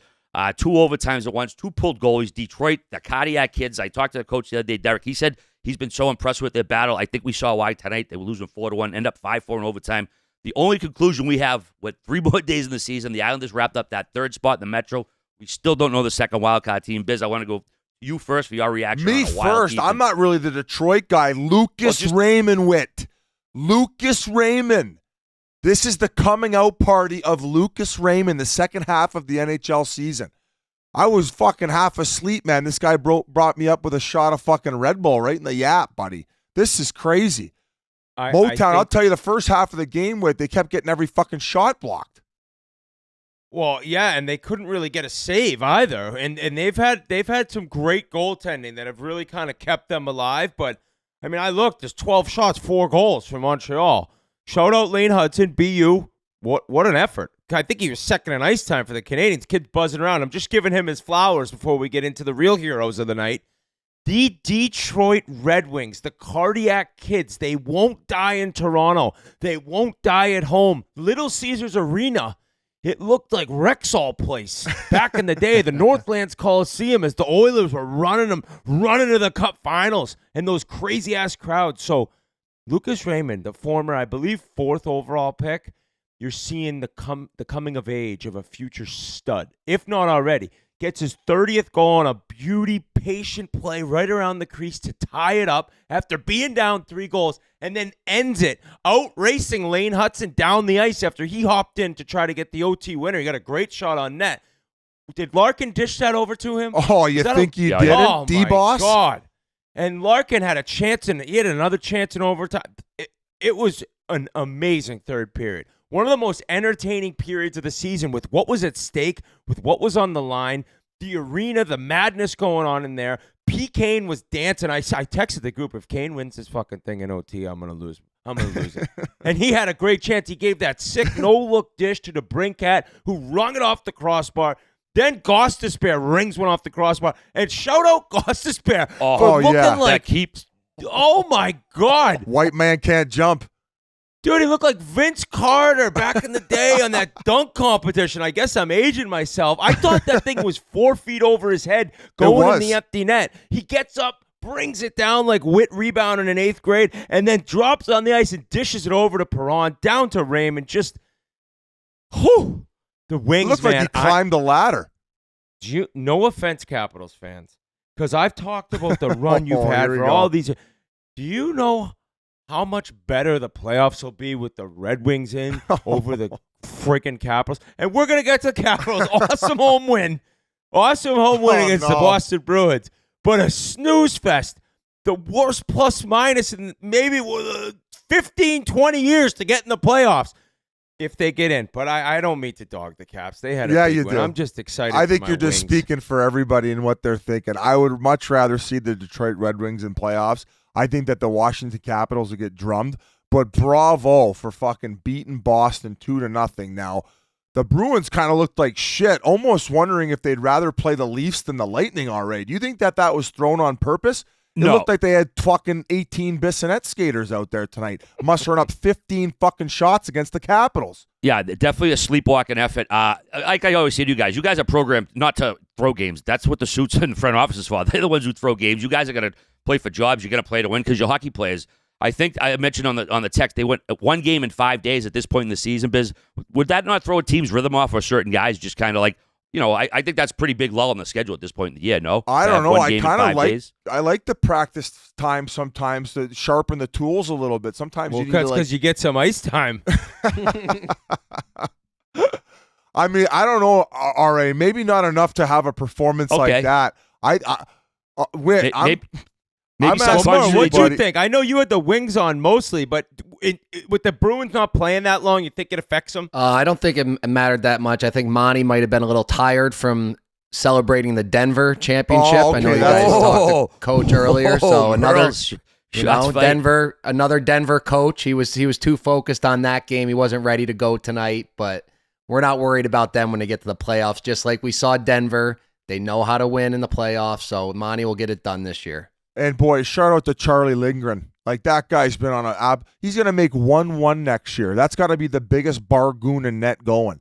And he's been kicking all year in a game that they must need win. He ends up pulling off one against the Boston Bruins. I know not tons of work, but still, man, 15 fucking shots and a big shutout for him. But I wasn't who looked good for the Capitals is that McMichael. Is it Connor McMichael? He's a kid up from Hershey, right? He spent, I think, most of the time in Hershey. He was buzzing around out there. I think he's a first-round pick. I guess I should know all this, but I haven't seen him that often in the mix this season. Watch him have like 40 points. This is like 25th overall in 2019. When he was a first-round pick in 2019. What are his numbers this year? His numbers this season, he's got, in 78 games played, he's got 18 goals and 15 assists. That's probably their second leading goal scorer. That's how pathetic the Washington. I mean, between that's how him boring and the Dylan Washington Capitals are. Yeah. Wait, you know where I know him from? That teddy bear toss game, I think, last year. I think that's how I must have thought he was in Hershey. because he's their leading scorer down there, and then he didn't show up that night. So yeah, he's been up all year this year. I was wrong on that. The other game I was locked into, I focused a lot on the end of the Detroit game, but that Pittsburgh Penguins team, man, they came out buzzing after that Jimerson national anthem. They were high stepping out of the gate. 2 disallowed goals. Now, the first one, all right, fine. The second one was just complete bullshit. They should have been up 3-0. Obviously, they ended up fucking pulling the win off, but still, that could have been a controversial fucking call. That was bullshit. Big time. And I asked you guys, is it the 2 refs or Toronto making that decision? Did we find out? Toronto, on a review, I'm 99% sure it's Toronto that does it. 99.9. When it's 99% on this pod, it might as well be 5. So I'd love to know if we can get the real answer. That's the fucking control room. That's where they get the fucking final call from. So the refs aren't making that a final call. Okay. Yeah, if you're sure about it, then I trust you. What is the explanation on that? That he's in the crease, and imagine that being an overtime winner in the playoffs, and then like it's a home game and the fan base is going bananas, walking out of the arena, and then that's the no goal. I don't see how you can tell me that the goalie didn't make the save because of the player in the crease. He didn't do anything to him. Probably the most inconsistent call in the NHL. Would you agree with, like, just how it could go either way all the time? It seems like that the goaltender interference stuff. Yeah, I guess people would maybe argue length of suspensions, but for goals, yeah, no doubt. I mean, the good thing about, as much as I hate the reviews of offsides, right away, 99.9% of the time with offsides. There's a couple here and there that are very, very close, but usually that's why their percentage ranking is their percentage is so high of getting it. The in the crease goaltender interference calls, I never know. On that one, Biz texted the group, there's no way that's coming back. Bink. Therefore, they came back. Yeah. No. But, hey, how about Sid, though? After they get the bunting one called back, 20 seconds later, he fucking pots. He's 1-1 in the first period to get that team going, man. Like, I know he ain't sniffing the top 3 in MVP, but the season he's had at his age, man, and to fucking still have them in the fight, remarkable stuff. And Carlson had a big game, too, with that big bomb. So, it keeps them alive, man. As you said, every team holds serve. Which game were you dialed into the most, Murr? I had Detroit on, and then I had Pitt on. I had to listen to Arm Dog, our game notes guy. But to go back to that game in the interference call, did you guys talk at all yet about that offsides we witnessed over the weekend where the guy was pushed offsides? No, we didn't get into that. And how that was kind of the first time we seen that. So there's the same type of thing. If something like that happens in the playoffs, it's going to be brutal. Because it's either offsides or it's interference if you push the guy off. Well, Whit, you can explain the one he's talking about. So, Murr, we were watching Islanders at Rangers on Saturday afternoon, and Murr had bet the Islanders. They got out to a lead. It was on an Islanders goal, right? Yeah. Yeah, so the Islanders scored a goal. I don't remember who got it, but when they went back and reviewed the offsides call, it was a Rangers player who pushed the Islanders guy like over offside.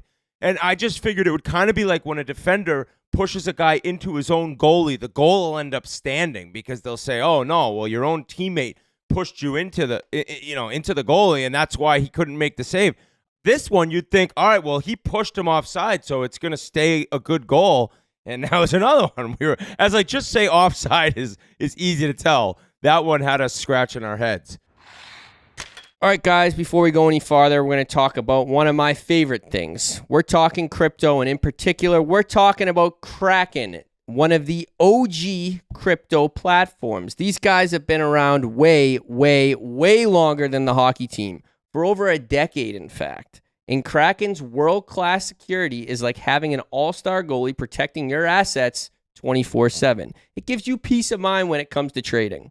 With over 190 cryptocurrencies available, there's something for everyone here. Or maybe you're looking for a new way to approach your strategy in crypto. The Kraken Learn Center is an awesome, awesome, awesome educational resource for all experience levels.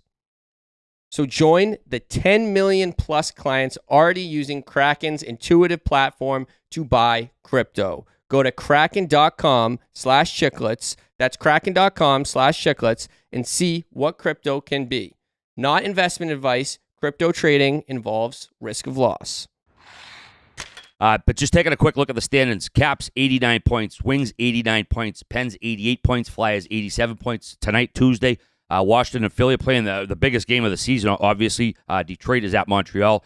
Pittsburgh is at the Islanders. So me and Whit were looking at the tiebreakers before we jumped on here. I think we were at the fourth or fifth tiebreaker if Philly were to beat Washington in like regulation, correct? And Detroit loses. And Detroit loses, yeah. I mean, the scenario is just absolutely banana lands right now, again, this late in the season. But, boys, any more playoff thoughts before we send it over? So if Philly beats Washington in regulation and everybody else loses, Philly gets in? We're not sure. So this is what happens, Biz. So if Philly beats Washington, and this is if Detroit and Pittsburgh lose, I think Pittsburgh can just lose. Detroit would have to lose in regulation, I think.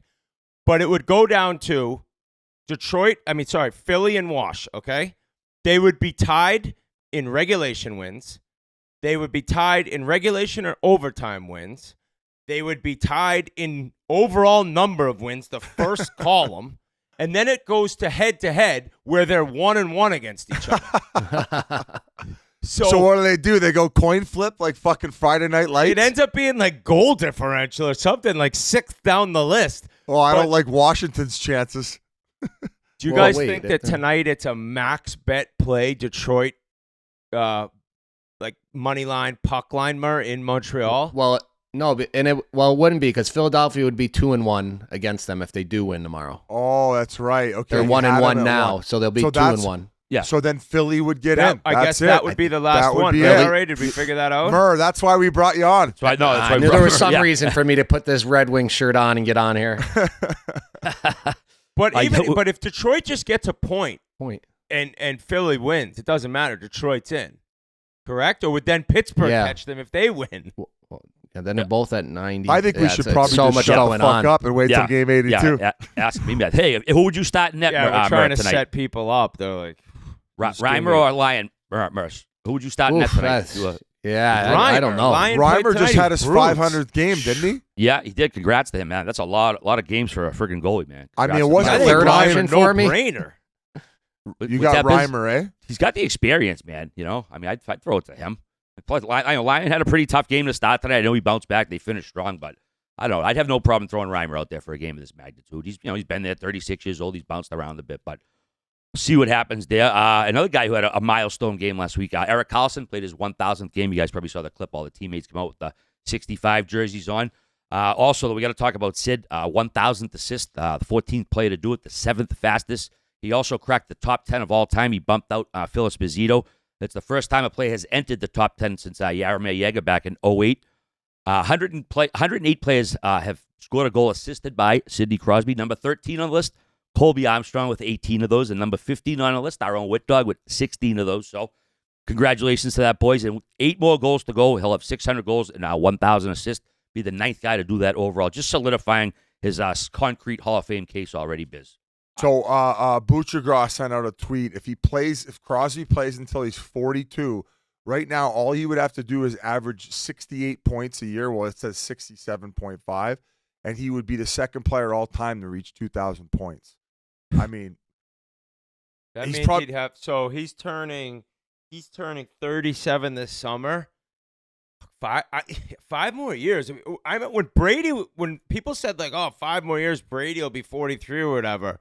It seemed crazy, and then it didn't look that crazy by the end. So maybe this guy is that much of an alien. I do want to bring up quickly, you guys, because we kind of glanced over them. Shout out Patrick Waugh and shout out that Islanders team for ending up, like, it didn't look good for a while there. He came in, it looked a little better, then they went on another losing streak, so they figured it out. Now the question is, can they give the Canes any sort of competition come playoff time? I last year was it was an all-time beatdown. I know they got 1 game from them, but it was men versus boys. I don't know if this season it'll be any different. The Islanders have the worst penalty kill in the league. It seems as though the Canes with Gensel are kind of firing it around on the power play. But no matter what happens, the Islanders ended up digging down deep. Palmieri got his 29th goal. I mean, that's pretty impressive for that old bastard, I can call him now. So Islanders fans very happy for you and very happy that Patrick Waugh came in and got the job done. Did you see the move they made? They went to Varlamov a ton. Remember I made a couple weeks ago? I said that they should be going to him way more than they did, and obviously they headed to the playoffs. We are on 100-point watch for McDavid. They're playing right now, but we also want to mention 100 assist watch. 100 assists. I'm sorry. I was wrapped up because I was staring at my body armor here because he signed body armor. The NHL signed with body armor. We're all in the same family once again, so want to give a little shout out to body armor, whether you're drinking the sports drink, the sugar-free stuff, the water, which is what I like. Welcome to the fam, NHL and Connor Best McDavid. bottle in the league with the wide mouth. No doubt So about important. that, man. What's that? It's so important, the wide mouth. It's the greatest thing. The skinny mouth, especially if you're a little hung from the pink Whitney, you just, it doesn't work. You need the thick bottle, get the hydration. Well, after your weekend in Minnesota, you were hitting the throttle nonstop. Hey, back in college, it's just like Animal House. So it was a standard Merle's roadie. I missed Denver. you, buddy. I ended up with a Denver sweatshirt on. I ended up at the Denver after party. I had to be all in. I had to go for it. Oh, absolutely. Want to talk about Wayne Simmons as well. Obviously, he stopped playing a couple years ago, but the Flyers signed him to one of those one-day contracts. They honored him before the game. Just a great little ceremony. He spent, obviously, the bulk of his career there. 19 Messier winner, 1,037 games. You guys played against him. What was the best part of his game? I mean, he was built like a string bean, but he was friggin' tough as nails out there, Simmons. He was a nail gun. And he played so pissed off. Like, some guys are out there, and they're playing the role a little bit. Like, no, dude, this guy was hitting you. He was grunting, trying to put you through the glass. And then if you even attempted or a cross-check in front of that, he'd turn around all fucking pissed off. You're like, holy shit, the Wayne train. So, kind of built to be a Philadelphia Flyer. We've probably said this when we described his game back when he was playing. We've always brought up that definitely took the suck a little bit with timing-wise, never signing a monster deal, because you could have watched him play and not been too in-depth with contracts or what's going on. You could have been like, oh, that guy probably signed a deal for $45 million, $50 million at one point. He never did. Timing's everything in life, especially with the contracts ending. But I couldn't believe the first time I saw him off the ice. You mentioned the string bean.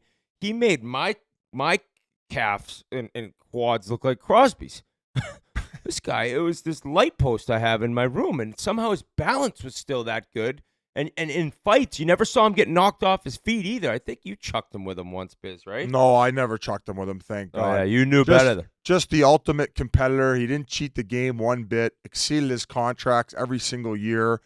He could score, he could hit, he could fight. He played any way you wanted to. And like you said, with the ultimate Flyer, right? Just brought his fucking lunch pail to work every day, and the ultimate teammate as well. Never heard a bad thing said about him by a guy. Just the ultimate fucking teammate. So congrats to him on a great career and getting to go out in style the way that he deserves. So shout out to the fucking Wayne train. What a career. Well said, boys. Sandbagger, buddy. Noah Hannafin signed a nice little extension with Vegas. 8-year, $58.8 million. Comes out to $7.35 a year. He's got a no-trade clause for the first 6, a modified no-trade clause for the last 2. It's exactly $29.4 million in base and $29.4 million in bonuses. I don't think there's any significance behind that. He'll be 35 when the deal ends in 32. Currently the longest signed player for Vegas.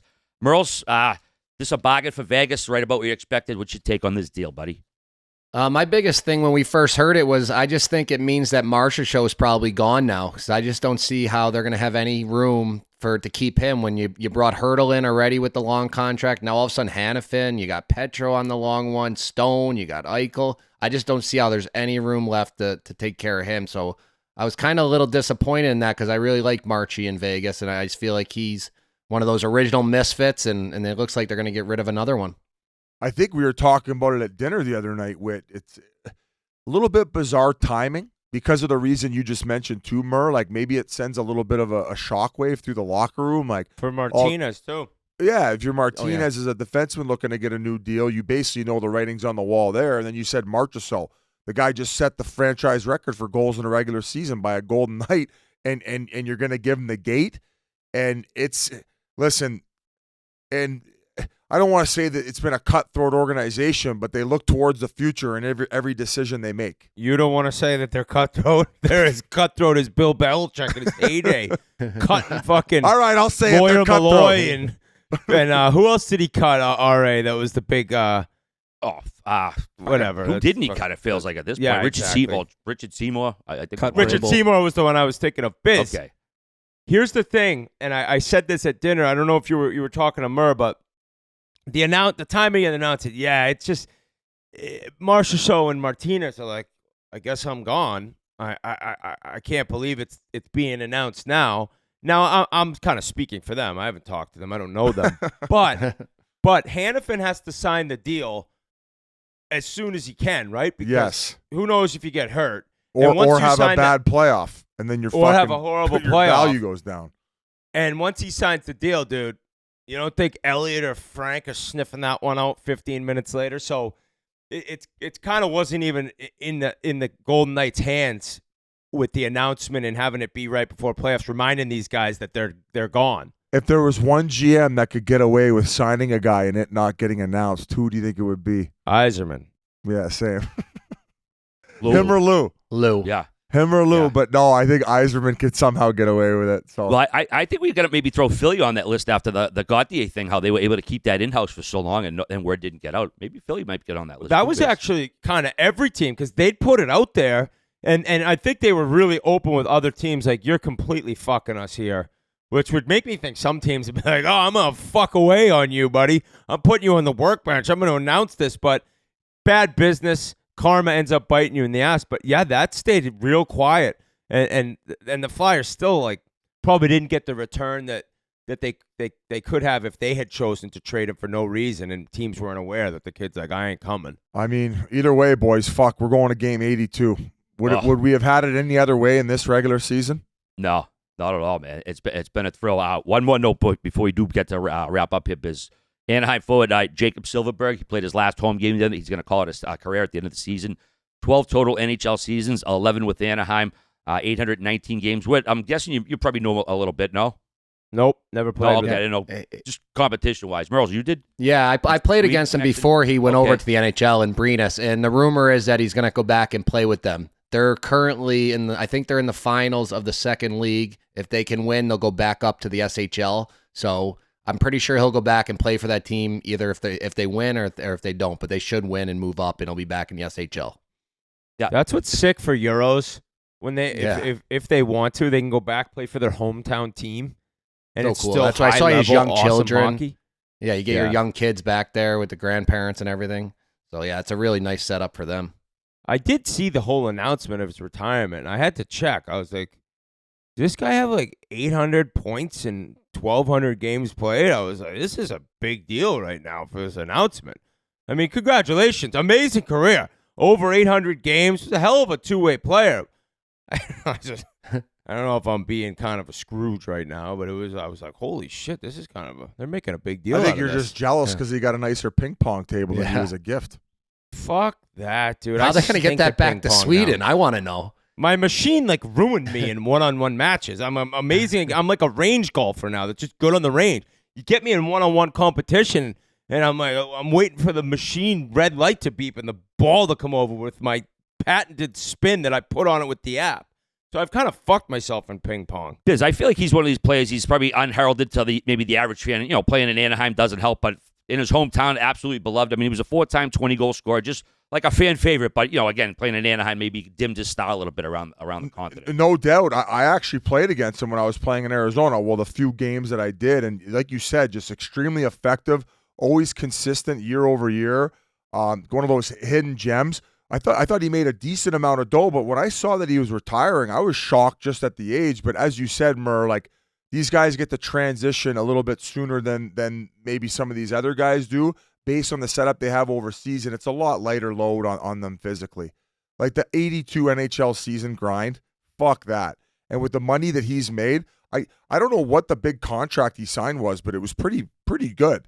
Like I would say he was probably making at least over $4 million a year, wasn't he? Yeah, he's making close to 5.5 in his last. Yeah, so good for him for cashing in, and man, I don't blame guys. And as you guys know, the league's getting younger, man. It's harder to keep up with the skating going on now. Like 32 is kind of that age. I was gone at 32. Whit, you were done at 32. Murr, when did you retire? From the NHL or just in general? No, just for hockey in general. I was 38 or 39. Holy shit, Murr. Yeah.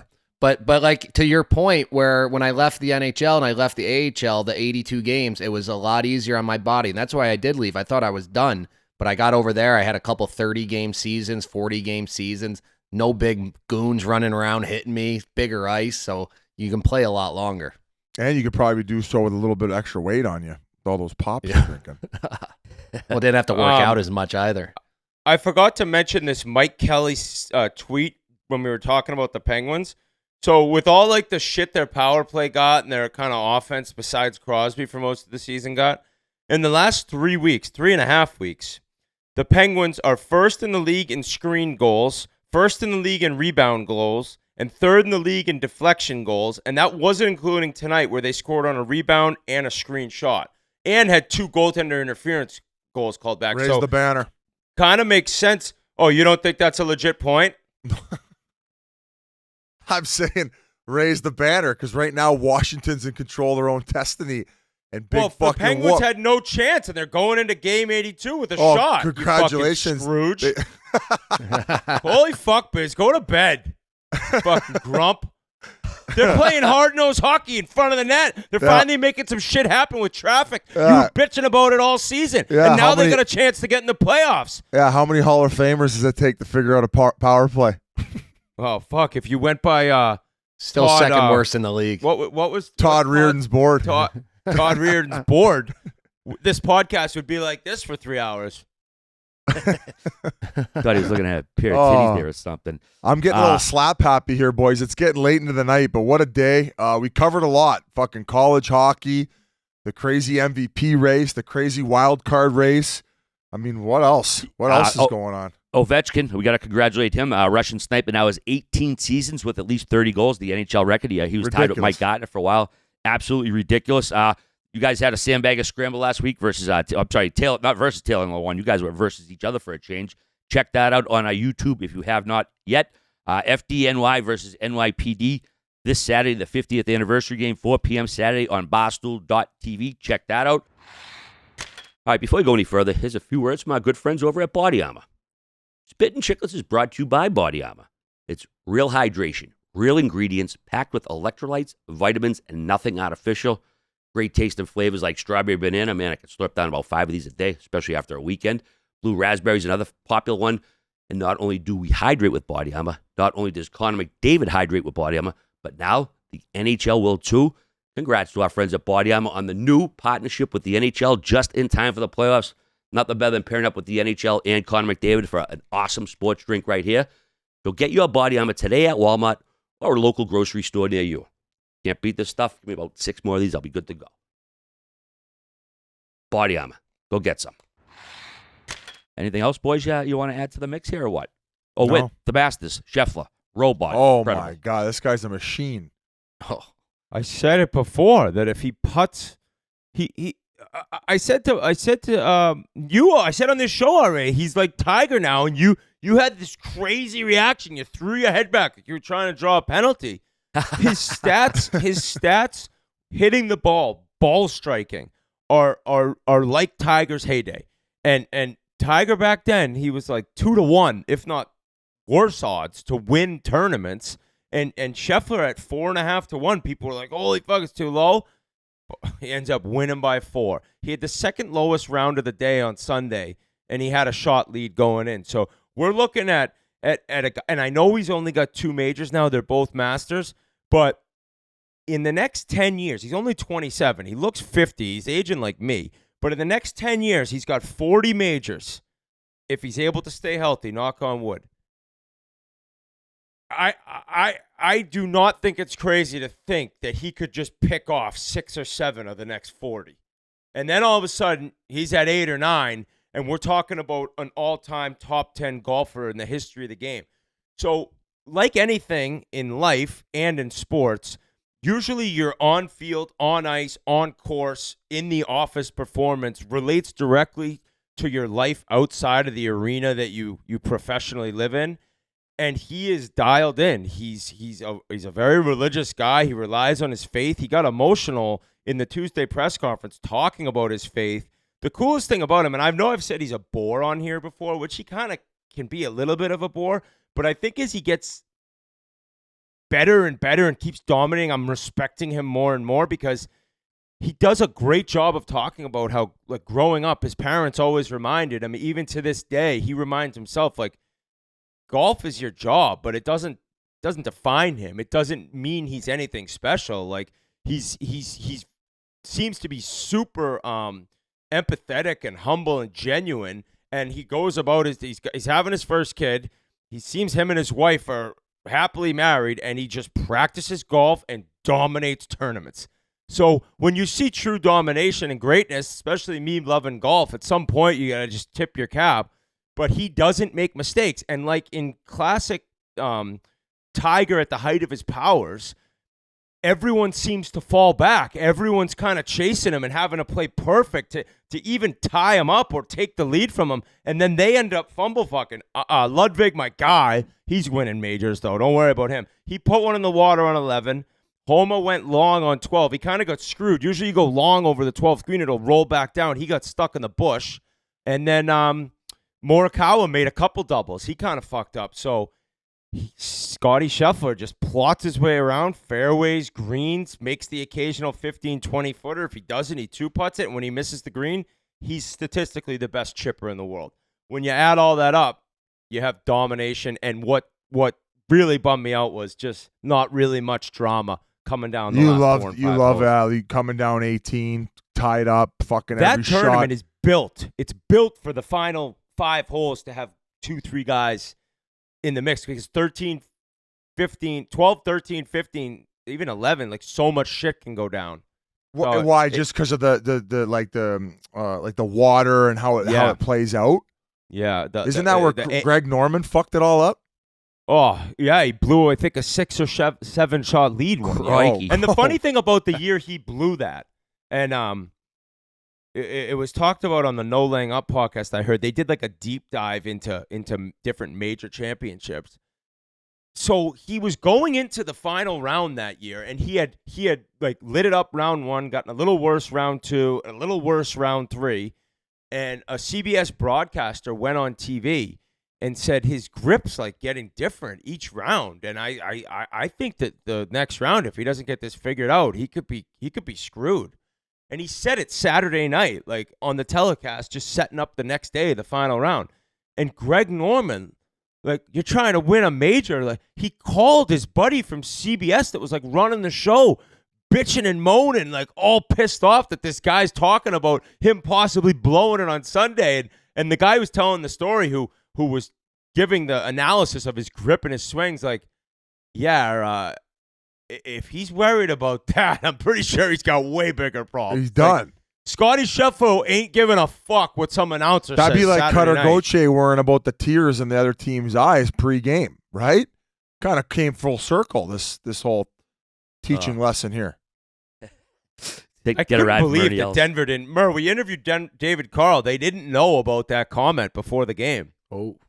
Or he claims it. I don't think he'd be able to lie about that because one of the players would end up spilling the beans. Sucks for Max Homa. I was hoping that he was going to come through. Some pretty cool stuff. Some cool quotes coming at him saying he knows he has that dog in him, and he's obviously worked with a mental coach to get his game up to the level that it has been now, because he struggled for a little bit. He kind of went through what like Nathan McKinnon did early on in his PGA career, didn't he? And now he's way worse. Like, McKinnon never almost lost his job. He lost his card twice. Oh God! And then one year he birdied the final 4 holes of like a tournament to not have to go to Q school and get Korn Ferry starts the next year. So golf's nuts, right? There's just so many guys going for so few spots. He went through the ringer, dude. He lost his swing. He couldn't keep the ball on the planet. And even though he didn't end up getting the job done, you got to it's like the Cup. You got to win. You got to lose a little before you win. And he'd never even been in the mix in a major. So finishing 3rd place, like, that's like something to build on for him, I would think. And a great guy. So shout out to Max Homa. Boys, great breakdown of the Masters, Whit. Scheffler, he's a legend. Whit, and Ludwig Mer, your Swede buddy, that guy's coming. Yeah, Portnoy's on a bit of a heater too, eh, boys? $5.5 million. Yeah, he really needs it. He's won he was the 3rd highest paid guy this weekend at the Masters. Hey, I saw that, dude. He made more than 3rd place there. He's won. What is he? He's won $4.5 million in the last week. Yeah, well, nobody. Because UConn was a week ago yesterday. What was that? 2.7, and then this was 1.5. And he had Michigan for he's the still football. He's still for a down couple 20 mil or million. something. He's still down 20 million, I think, and that could be conservative. But congratulations to him. What a heater to go on. Well, boys, what a show, what a season. We still got a few more days left. And again, we'll see you Saturday, NYPD, FDNY, and we'll be talking playoffs next week. So everybody have a fantastic week. We'll catch you out there. Peace.